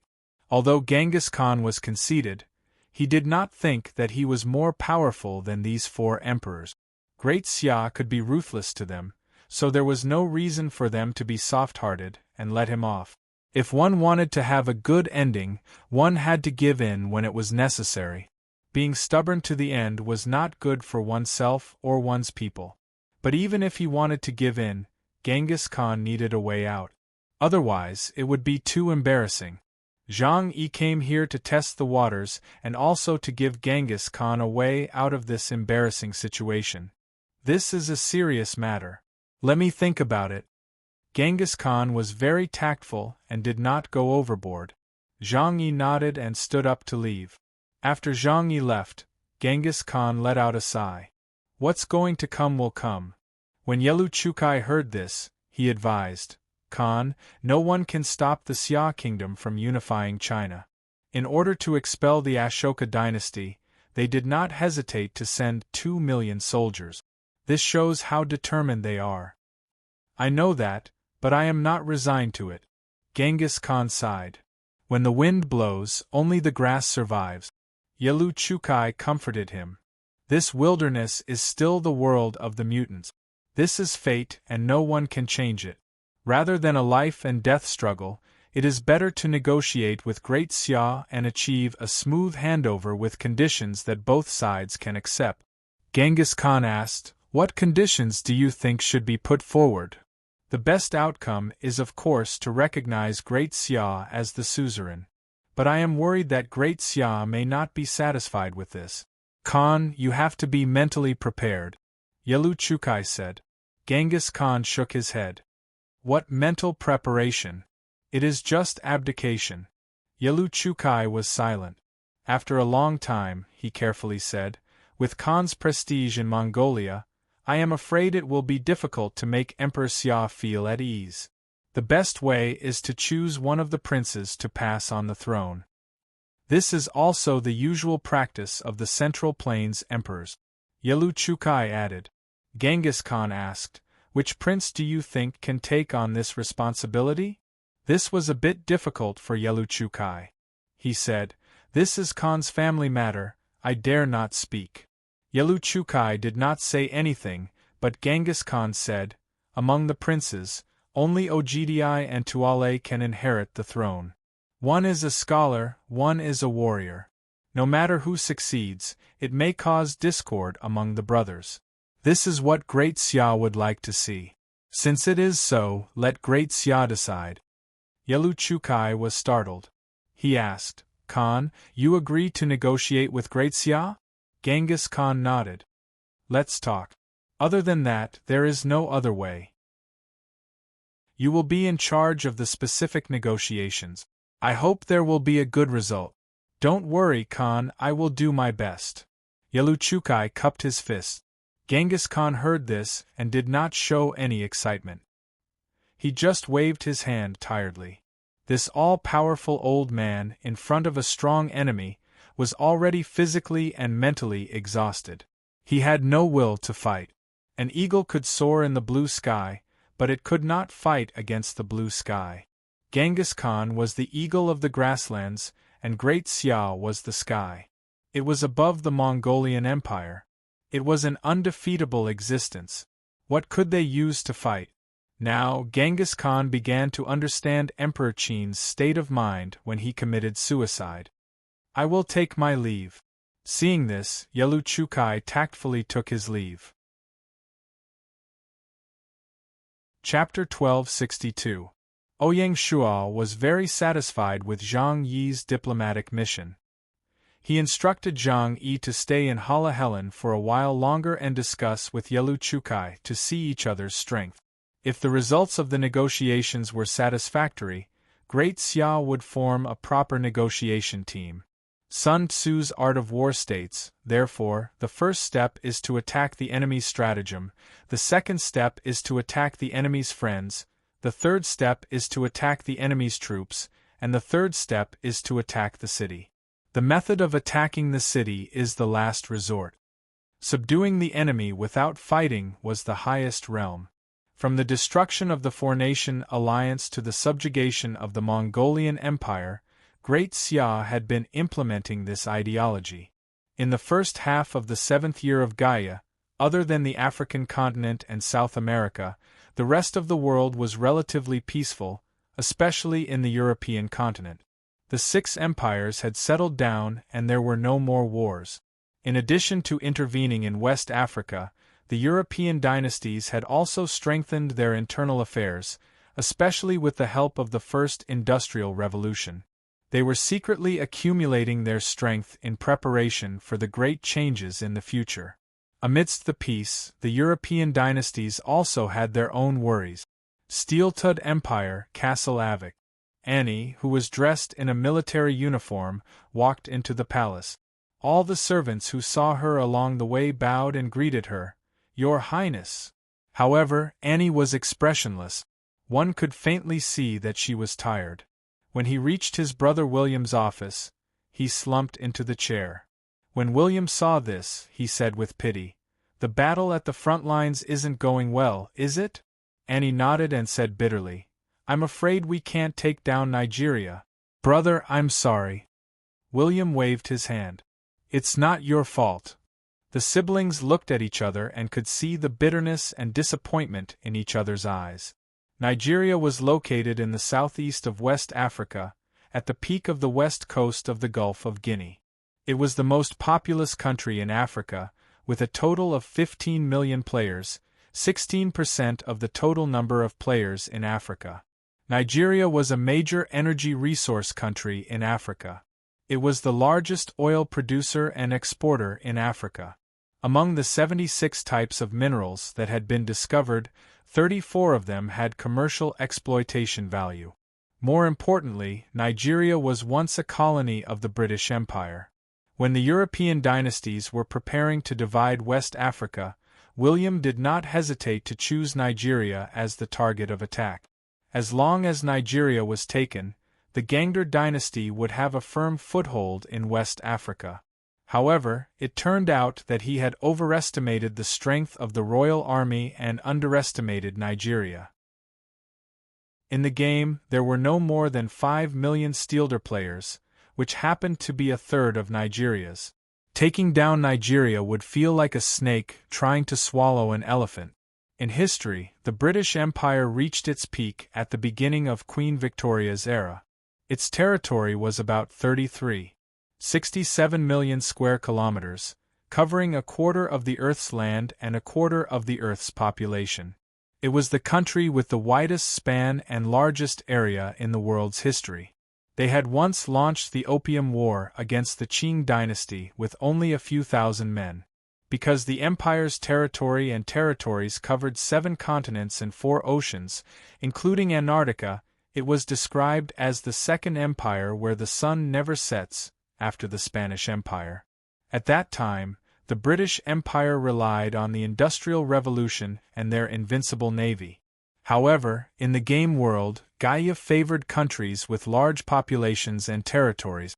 Although Castle Avic had used its genes from the Industrial Revolution to be the first to develop the steam engine and obtain a certain advantage, in the context of global technological expansion, such an advantage was not enough to establish hegemony.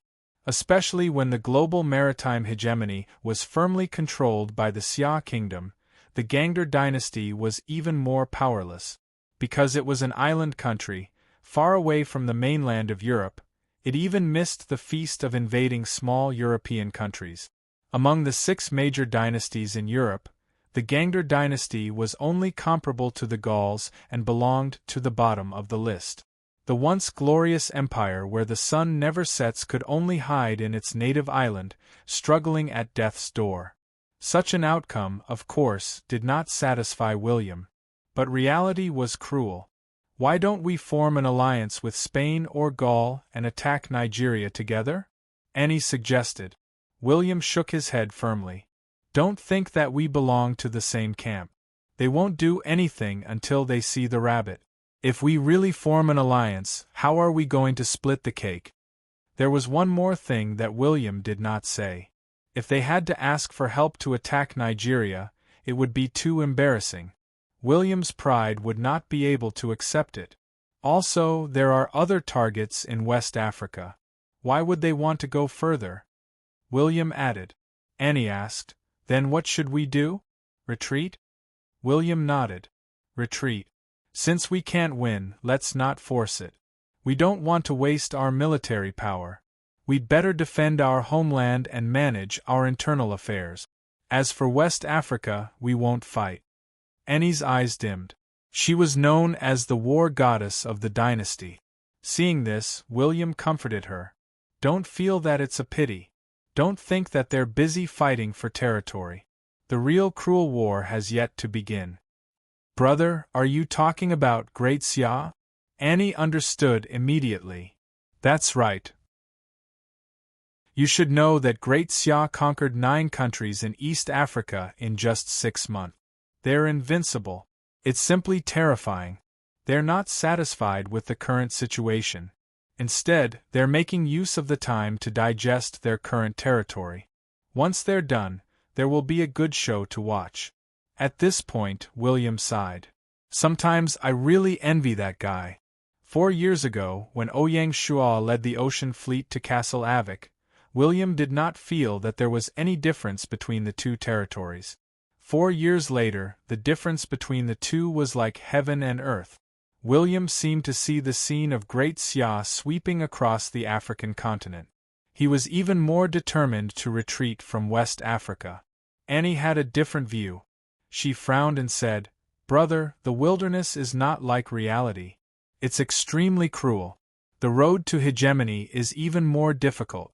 If we retreat now, we may not even be able to defend our homeland in the future." Let's not talk about the future. The Germanic dynasty is eyeing us covetously. The Germanic dynasty was the most active in expanding in West Africa.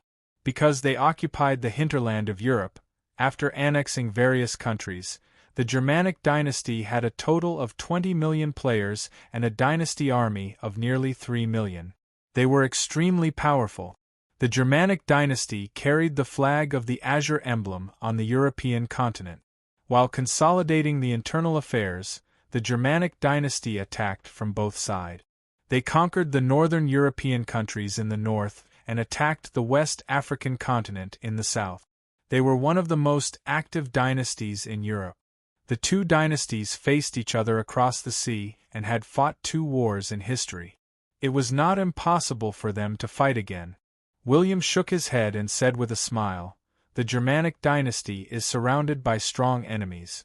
If they want to attack us, they'd better first deal with the Gaul dynasty, the Caesar dynasty, and the Romanov dynasty.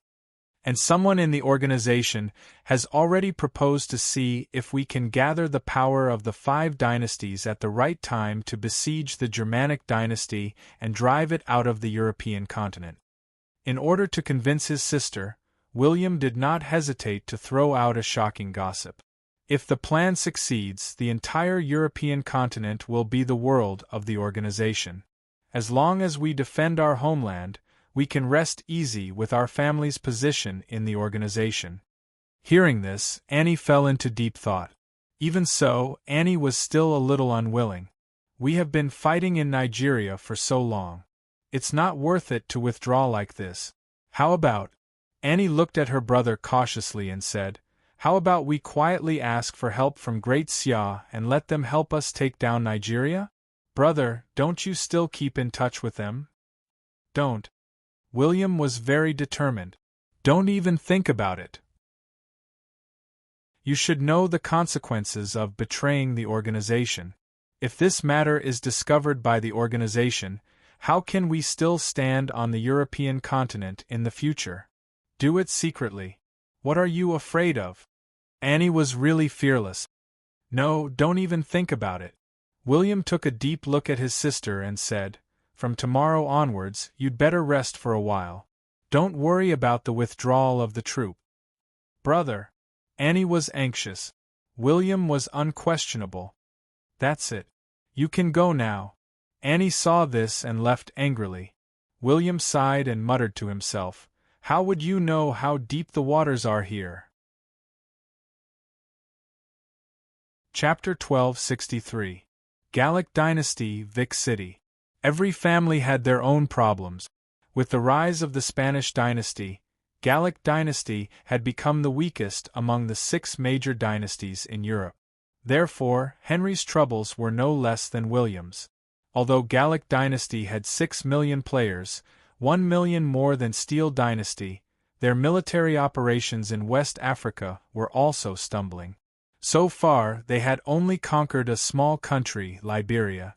This result was just a drop in the bucket for Gallic dynasty. It was not enough to change anything. This was not the most troublesome thing for Henry. What worried Henry the most was the terrible geographical location of Gallic dynasty. In the southwest, Gallic dynasty and the Spanish dynasty were separated by the Pyrenees mountain range. In the southeast, Gallic dynasty and the Caesar dynasty were separated by the Alps mountain range. However, in the northeast, Gallic dynasty and the Germanic dynasty belonged to the northern European plain. The vast plains could not provide any strategic buffer for Gallic dynasty. Once the silver hand surrounded the Germanic dynasty, Gallic dynasty would be the first to bear the brunt. That was very passive. Henry did not believe in the nonsense of the organization that it could be settled in one battle. The Germanic dynasty was not a pushover. If they were to face the encirclement of the 5 dynasties, they would have to fight to the death. Gallic dynasty, which was the weakest and had no natural defenses, was the best target to attack. In that case, the organization would benefit, but Gallic dynasty might not be able to protect itself. Therefore, while the Germanic dynasty was actively expanding, Henry could not eat or sleep in peace. However, he was limited by the geographical situation and could not change anything. He could only wait for the arrival of the war. Henry was looking forward to a turning point. 15th of September, Jingshire. Ouyang Shua had no time to care about the European continent. The day before, Di Chen sent a memorial saying that he had arrived in Europe and would visit the 6 dynasties one by one. Ouyang Shua did not have much hope for this. Ouyang Shua still needed an opportunity to tear open the gap between the 2 major organizations. However, the first round of negotiations between Zhang Yi and the Mongolian Empire made Ouyang Shua a little disappointed. Genghis Khan had agreed to let the Great Xia army pass through the Oghidai Khaganate, but he wasn't willing to put down his pride and surrender to the Great Xia. The negotiations were in a deadlock. Ouyang Shua was also very straightforward. He called Zhang Yi back and said, "We only have one chance. If the Mongolian Empire wants to talk, they will have to send someone to the capital." What worried Ouyang Shua the most was naturally the war with Tubo. Over the past few days, the 4 armies of Great Xia had disregarded the sacrifices and fought to the death. They continuously attacked the city and destroyed the first line of defense of the Tubo Empire, obtaining a stable forward base. 2 million Great Xia soldiers had finally set foot on Tubo's land. At the same time, the 500,000-strong imperial army of the Asoka dynasty arrived in Tubo along with a huge amount of provisions. The war of the century between the 2 dynasties finally began. Nearly 4 million soldiers were about to fight to the death on the vast Tibetan plateau. For this battle, the fate of both Grand Xia and Ashoka was at stake. Regardless of which side, they wouldn't be able to bear the price of defeat. But because of their different starting points, their attitudes were also different. The Ayutthaya dynasty wanted to defend Tufan and defend its glory. Therefore, they fought more conservatively and retreated from the enemy. On the contrary, Great Xia's cruel aim was to deplete the military strength of both sides, and they fought very aggressively. One attacking and the other defending, the effect was naturally different. Under the unified command of Li Jing and the deployment of the 4 army commanders and generals, 2 million soldiers formed a black line and advanced continuously from the east to the west. No matter how many enemies were blocking in front of them, they were fearless. Because the battle was too intense, the cities that were attacked by the Great Xia army were basically in ruins. Some were even blasted into ruins by the artillery, and smoke rose everywhere. The Ayutthaya dynasty was equally ruthless. In addition to transporting provisions from their own territory, they also dug 3 feet of land from Tubo in order to save costs. The entire Tubo Empire was filled with complaint. On the 20th of September, a group of surrendered Tubo soldiers attempted to rebel. Unfortunately, They were not careful and were found out by the Ayutthaya dynasty's army in advance. Instead, they fell into the Ayutthaya dynasty's trap, and all 50,000 soldiers were killed. 50,000 heads were piled up into a super capital and piled up on the outskirts of Luaga city for people to see. The news shook the entire Tubo Empire. When King Ashoka received the news, he said, "The Tubo people do not know the grace of the heavens. They deserve to be killed. In for a penny, in for a pound." King Ashoka simply gave the order to slaughter the Tubo royal family. The entire Tubo Empire was under military control, and all the young men were forcibly conscripted to help defend the city or to transport provisions. Such a crazy act turned Tubo into purgatory. His methods were crazy, but it did not mean that King Ashoka was brainless. From the attitude of the great Xia army, he had already seen that the significance of this battle to the Ayutthaya dynasty had long exceeded the scope of Tubo. If they could not win this battle, the Ayutthaya dynasty would no longer have a foothold. King Ashoka was even worried that once Great Xia won, they would take advantage of the victory and directly attack the Ayutthaya dynasty. Instead of that, it was better to resist the enemy outside the country. Under such circumstances, the life and death of the Tubo people was not worth mentioning. Everything is in service of the war.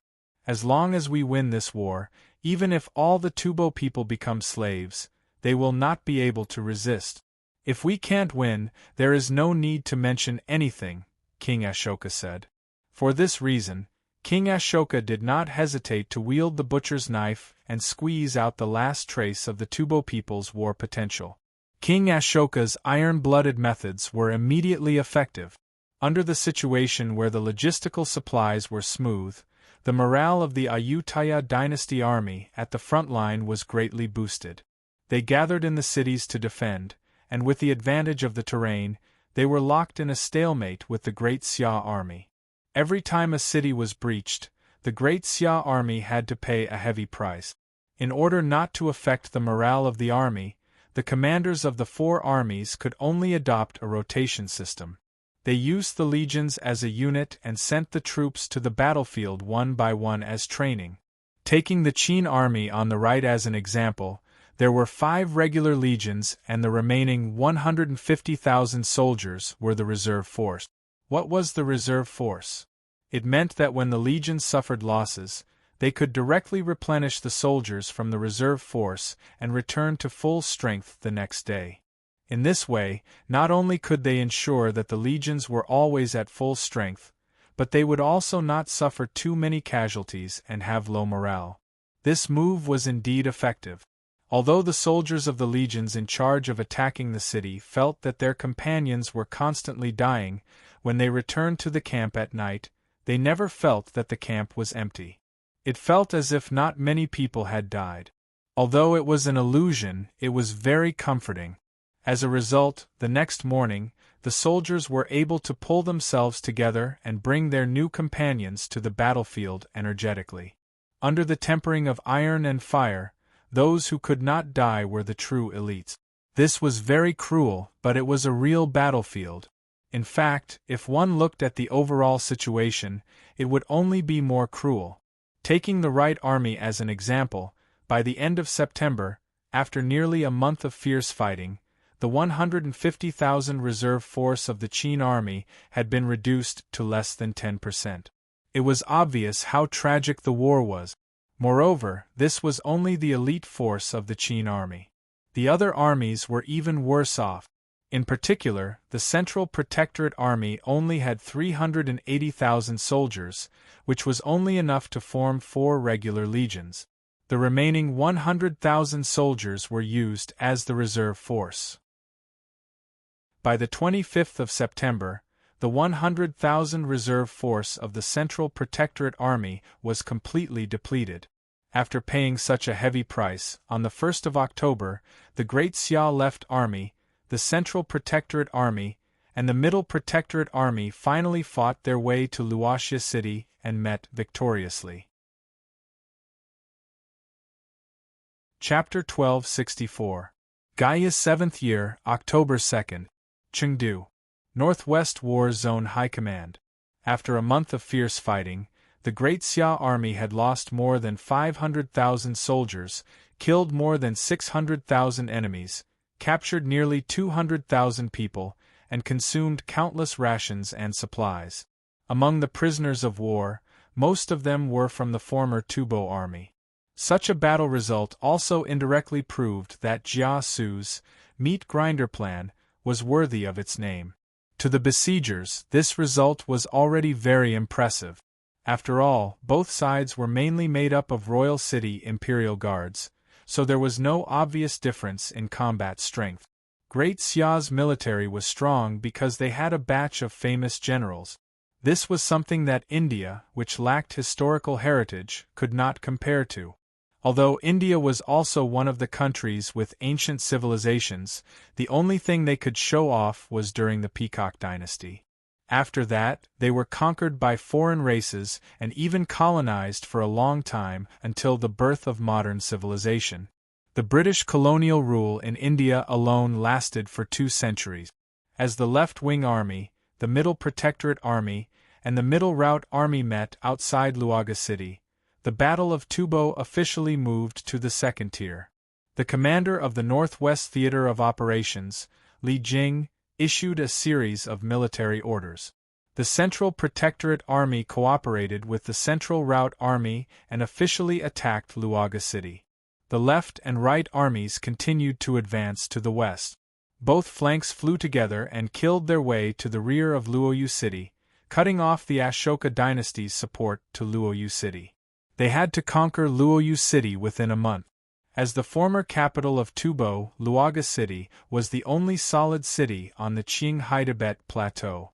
The city was sturdy and occupied a vast area. It was also the center of the army of the Ashoka dynasty and the base of provisions. Once Luoga City was breached, it would basically mean that Great Xia had won half the battle. There was no need to explain too much. Both sides knew that they had to start a great battle with Luoxia City as the focal point. For that, Li Jing personally urged the logistics department to break through the difficulties and dangers with a large number of cannons and siege equipment. He had to transport them to the front line as soon as possible to assist the army in attacking the city. Just as Li Jing was thinking about the situation at the front line, the military advisor, Sun Yu, walked in again. Previously, Sun Yu suggested taking a detour around the Ogdi Khaganate to the enemy's rear and attack the enemy's supply route, but Li Jing refused. As the war progressed, Sun Yu mentioned it twice more, but he was rejected both times. As the saying goes, nothing should happen more than 3 times. Sun Yu was an extremely intelligent person. He also knew that Li Jing was not a fool. Since he was determined to fight head-on, he must have other intentions. Moreover, the imperial court did not ask about it, which further confirmed Sun Yu's speculation. Thus, Sun Yu didn't mention it again. Unexpectedly, as soon as Sun Yu entered the room, Li Jing smiled and said, "Military counselor, you can carry out your plan to attack the enemy's supply lines. Has the time come?" Sun Yu asked. Li Jing nodded. "Yes. Nearly half of the enemy troops have already been annihilated.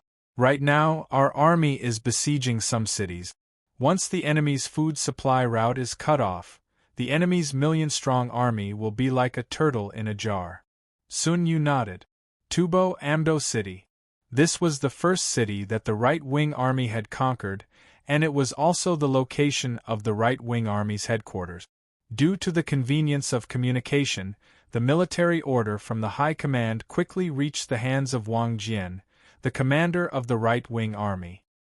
He requested the right-wing army to dispatch a corps of elite cavalry to take a detour around the Ogdi Khaganate and attack the enemy's supply route. Considering that the Qin army was not familiar with this place, after coordination with the commander-in-chief, the Mongolian Empire would send out guides within the Ogdi Khaganate. When they attacked Tubo again, the Shanhai Guards would lead the way.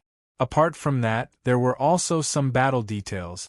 After Wang Jian finished reading, He had a clear understanding of the planning ability of the commander-in-chief, and even Li Jing himself. In terms of the division of labor in the army and the science of battle arrangements, the Qin army was indeed inferior. It was not a coincidence that they were able to unify the Central Plains. Wang Jian was a little emotional. For the first time, he had a certain level of recognition for Great Xia and the imperial court. Someone. Yes. Call Wang Ben here. Yes, sir. With such a difficult task, Wang Jian naturally thought of letting his son Wang Ben go to battle. If it were other generals, Wang Jian would not feel at ease. This time, they would have to go deep into the enemy's rear, and they had to adapt to the situation. Coincidentally, Wang Ben had just led his troops from the front line to rest and reorganize yesterday. Soon, Wang Ben rushed to the tent and bowed. Father. After days of battle, Wang Ben's skin had become much darker, but he looked more masculine than before. Because he had taken the lead several times, Wang Ben had 2 scars on his face, which made him look more manly. Look at this. Wang Jian handed over the military order that he had just received. Wang Ben took it, and his face lit up with joy. Father, let me go. Let's rest for another day and set off the day after tomorrow. Be careful on the road. Wang Jian didn't waste any words. Only his last sentence slightly exposed this old general's sentiments for his son's safety. Wang Ben is a famous general who was groomed by Wang Jian. Both father and son have similar personalities. However, Wang Ben, who had appeared in the wilderness, was still young, so he inevitably had the sharpness and drive of a young man. In history, both father and son had retired from the political arena after the establishment of the Grand Qin Empire, and they'd completely vanished from the field of vision of the imperial court, allowing Meng Tian to reign supreme. It was only during the final years of the Qin dynasty that Wang Ben's son, Wang Li, appeared once more. Don't worry, father. Wang Ben felt warmth in his heart. Inside the tent, the father and son discussed the route of the march in detail with the map in front of them. India, Ashoka Dynasty, Delhi City. During this period of time, King Ashoka was in a very bad mood.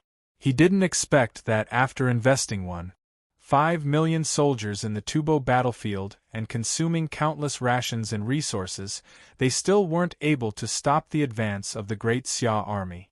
Every time the front line lost a city, King Ashoka's mood became gloomier. In the face of such a terrible situation, King Ashoka even had the intention of personally leading the army. However, he gave up after being strongly discouraged by the court officials. In the words of the court officials, it's not that the soldiers at the front line don't fight with their lives on the line, but the enemy is too strong. It was only at this moment that King Ashoka truly realized that the valiant strength of Great Xia was indeed incomparable to that of the Ashoka dynasty. Putting everything else aside, just in terms of rations and resources, the Ashoka dynasty was still inferior to Great Xia despite having the advantage of time and place. King Ashoka simply couldn't imagine how the soldiers and civilians of Great Xia were able to cross the mountains to transport the rations to the front line. After the Great Xia army besieged Luoga city, King Ashoka wanted to retreat a little. King Ashoka wasn't a fool, nor was he a pure warrior. He wouldn't really disregard the fate of the dynasty and waste his strength on the Tubo battlefield just to defend his honor. Presently, Tubo had gone through a series of battles. Not to mention whether it could be defended. Even if it could be defended, it would be in ruins. Other than honor, to the Ashoka dynasty, Tubo no longer had any practical value. However, at this moment, a rumor suddenly spread among the people of India. It said, King Ashoka has been beaten by Great Xia and is so frightened that he can't sleep at night. In less than a week, he will definitely retreat in a sorry state and throw away his armor. There were many versions of the rumor, and all of them ridiculed King Ashoka. What was even more shocking was that these rumors seemed to have spread throughout the entire Ashoka dynasty overnight. From the nobles and ministers to the common people, everyone knew about it. Obviously, there were people with ulterior motives behind the spread of the rumor. It could even be said that they were the ones who created the rumor. Their purpose was very simple. They didn't want the Ashoka dynasty to withdraw its troops from Tubo. Although King Ashoka saw through the enemy's plot, he had no choice but to fall into it. This was because the rumor spread too quickly and was too widespread. It had already successfully aroused the common people of the Ashoka dynasty to be united against a common enemy.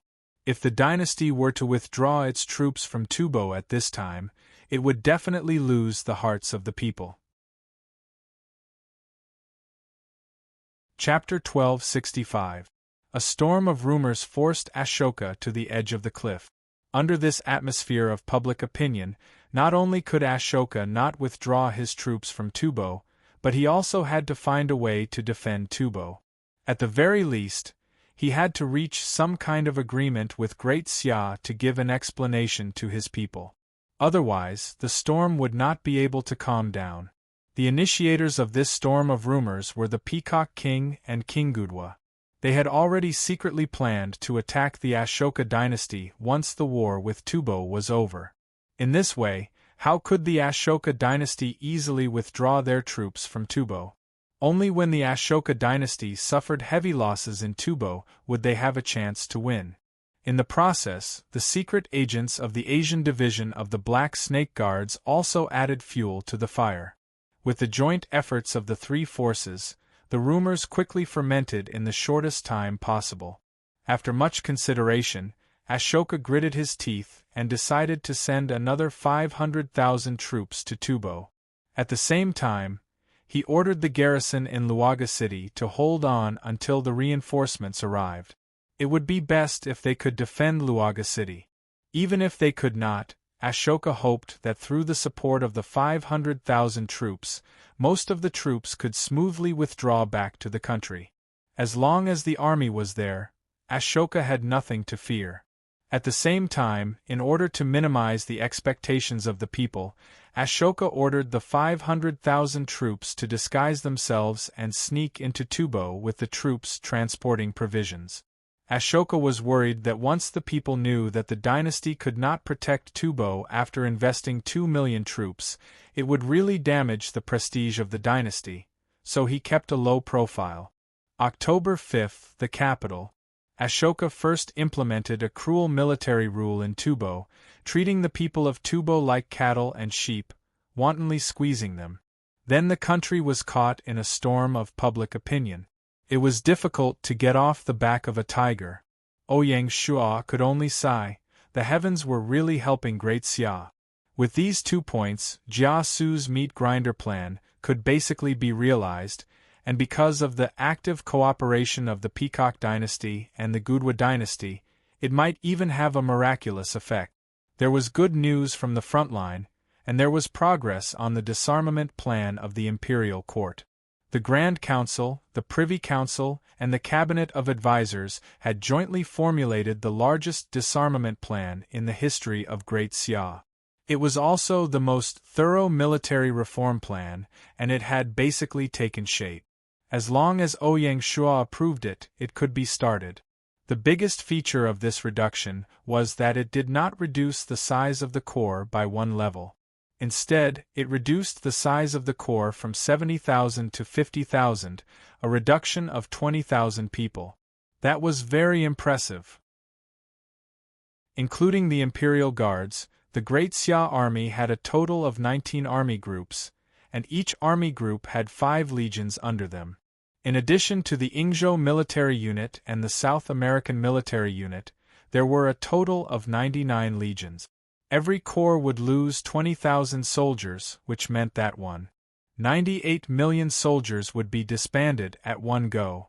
The reduction ratio was as high as 286, more than a quarter. This meant that 1 out of every 4 soldiers would have to retire. After the disarmament, the Great Xia Army would be reduced from 6.93 million soldiers at its peak to 4.95 million. Of course, reducing the number of soldiers was not as simple as reducing the number of soldiers. In order to realize the transformation of the army from 70,000 to 50,000, the entire structure of the army had to be completely reconstructed.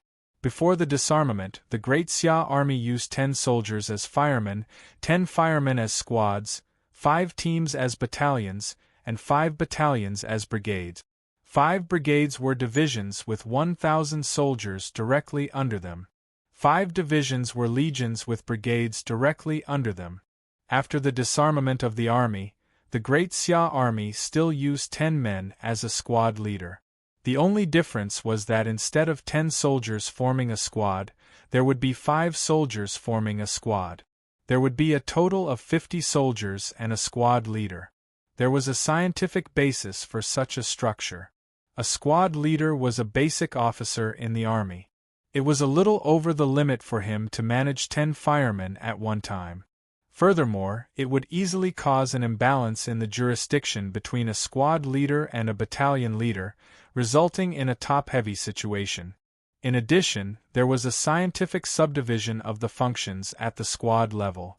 According to the tasks, equipment, and organization, the squad was divided into infantry squads, spearmen, saber and shield squads, and heavy swordsmen, cavalry squads, firearms squads, artillery squads, combat aircraft squads, engineers squads, reconnaissance squads, repair squads, supply squads, cook squads, and medical squads.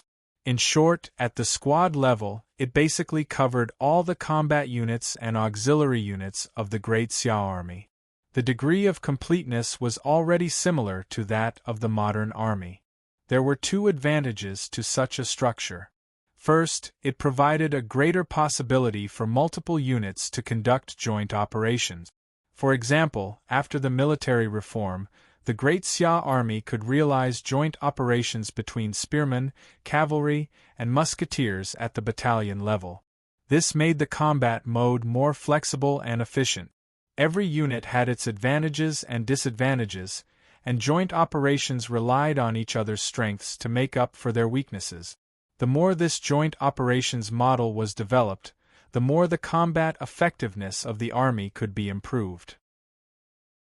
In the past, the entire division or even the entire legion had a single unit. With the continuous emergence of new units, it was obvious that it was becoming increasingly unsuitable for the needs of war and was destined to be eliminated. Of course, this couldn't be accomplished overnight.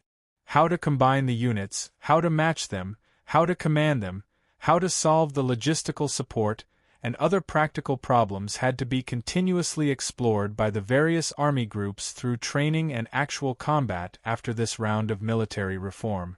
Once the operation was mature, the Great Xia army would reach a new level. Secondly, by improving the logistical support, it would greatly improve the endurance and flexibility of the army.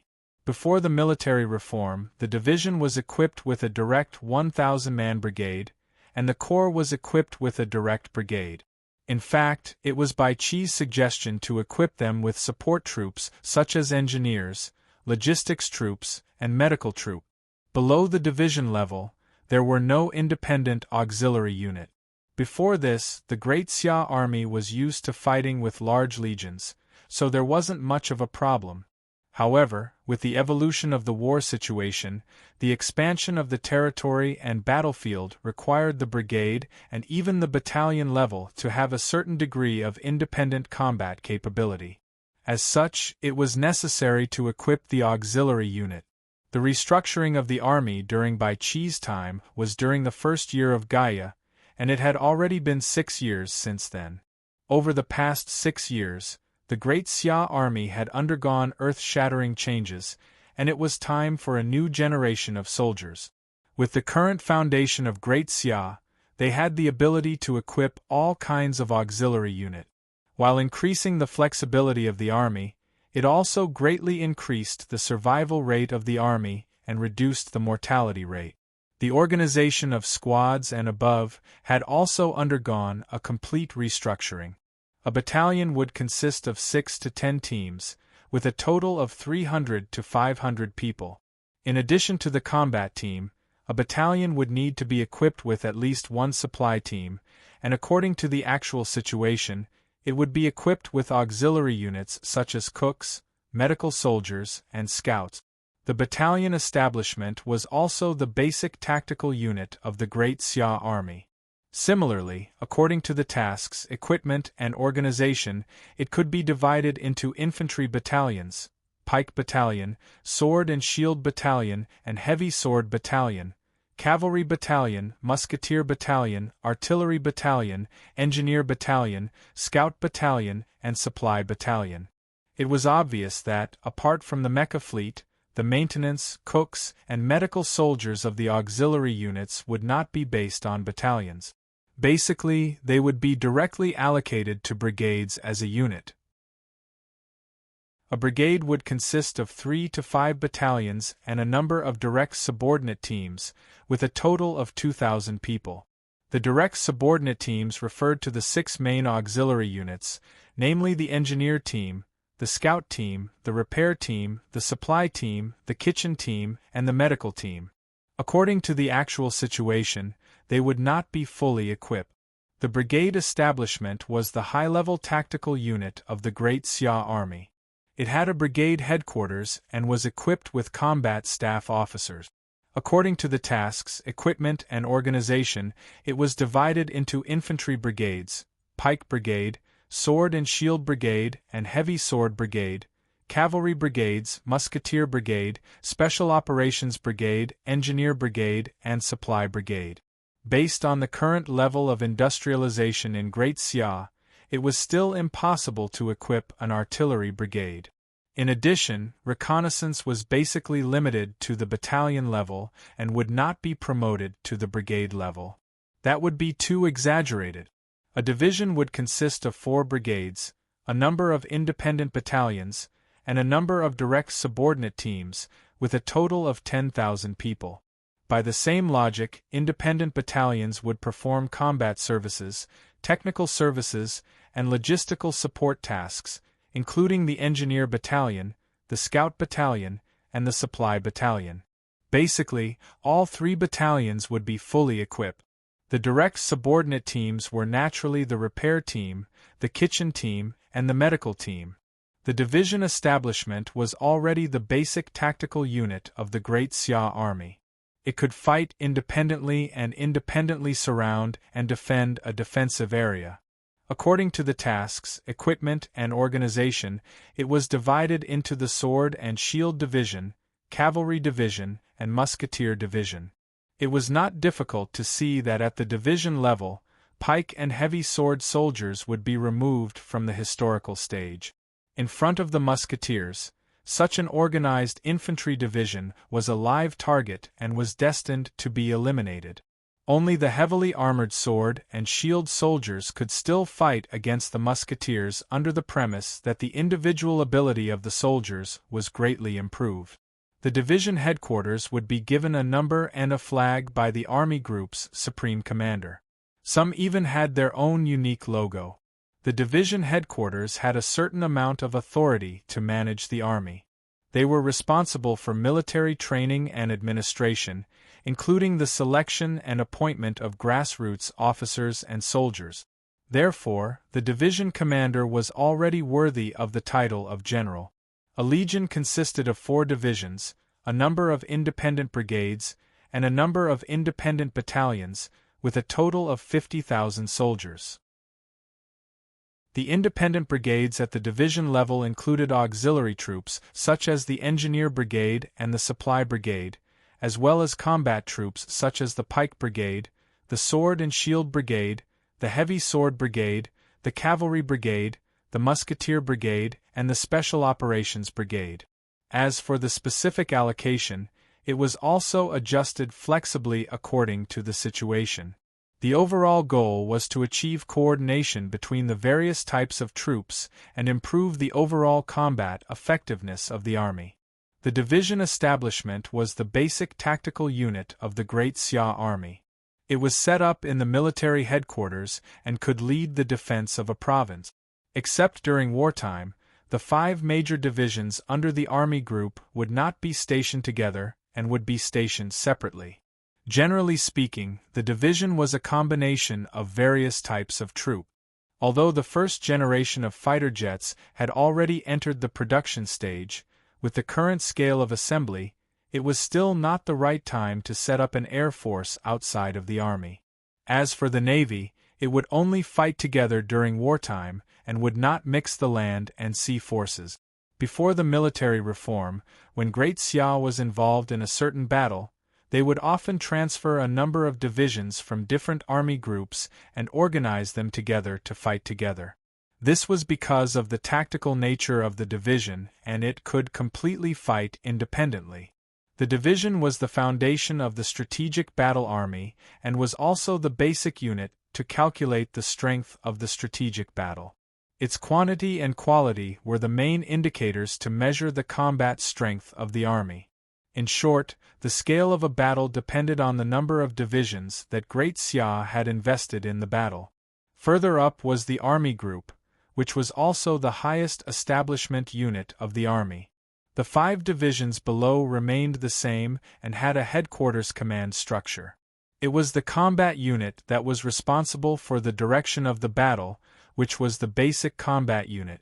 Not only that, the relatively fixed army group also had a headquarters hospital and logistics support center to provide medical and logistical support services for the entire army. This was the core content of the so-called largest disarmament plan in the history of Great Xia. Rather than saying that it was a disarmament, it would be better to say that it was a thorough restructuring of the army. Ouyang Shua had long said that reducing the number of soldiers wasn't the ultimate goal. The ultimate goal was to improve the combat strength of the army.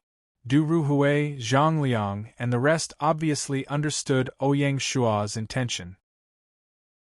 In addition to the adjustment of the army's establishment, the plan made very detailed plans on how to reduce the number of soldiers to be reduced, which types of troops to be reduced, and how to arrange the resettled soldiers.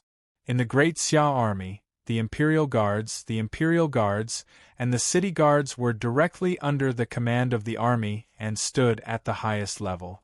Below them were the 7 field armies: Longxiang, Huban, Baotao, Yingxiong, Tanlang, and Fengxiang.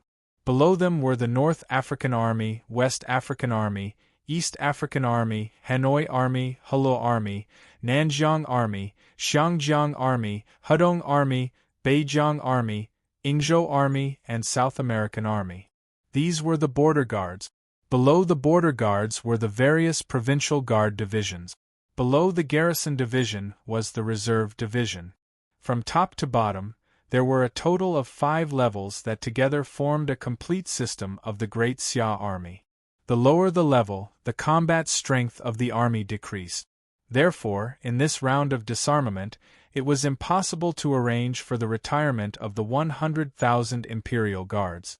That would be a reckless waste of God's resources. In principle, the soldiers that were reduced from the previous level would be given priority to the next level. In this way, the number of soldiers would be reduced gradually, and finally, all of them would be transferred to the first level of reserves, forming a huge reserve system. Of course, this wasn't absolute. The Minister of Military Affairs, Du Ruhui, drew a red line. In this round of disarmament, those who were the only child in the family, those who had served in the military for more than 5 years, and those who had hidden illnesses would be forced to retire, unless there were special circumstances. Even those who came from the Imperial Guards were no exception. Those who had wives and children at home, those who had misdeeds in the military, and those who were wounded in battle, these 3 types of personnel would be prioritized for disarmament. In addition, there was an adjustment to the ratio of the different types of troop. In view of the rise of firearms, the plan clearly stipulated that after this round of disarmament, the gunmen, artillery, air force, combat puppet operators, and other types of troops would account for 60% of the total army. In particular, the artillery and air force would be greatly expanded in this round of disarmament. Archers, pikemen, and even cavalry would be included in the list of priority targets for disarmament. As for crossbowmen, they had long since been replaced by gunmen during the previous adjustment of the army, and they were basically extinct in the army. Among the cavalry, there was a new secondary type of troop. In addition to the light cavalry, heavy cavalry, war elephant cavalry, and armored beast cavalry, there was also the addition of gunman cavalry.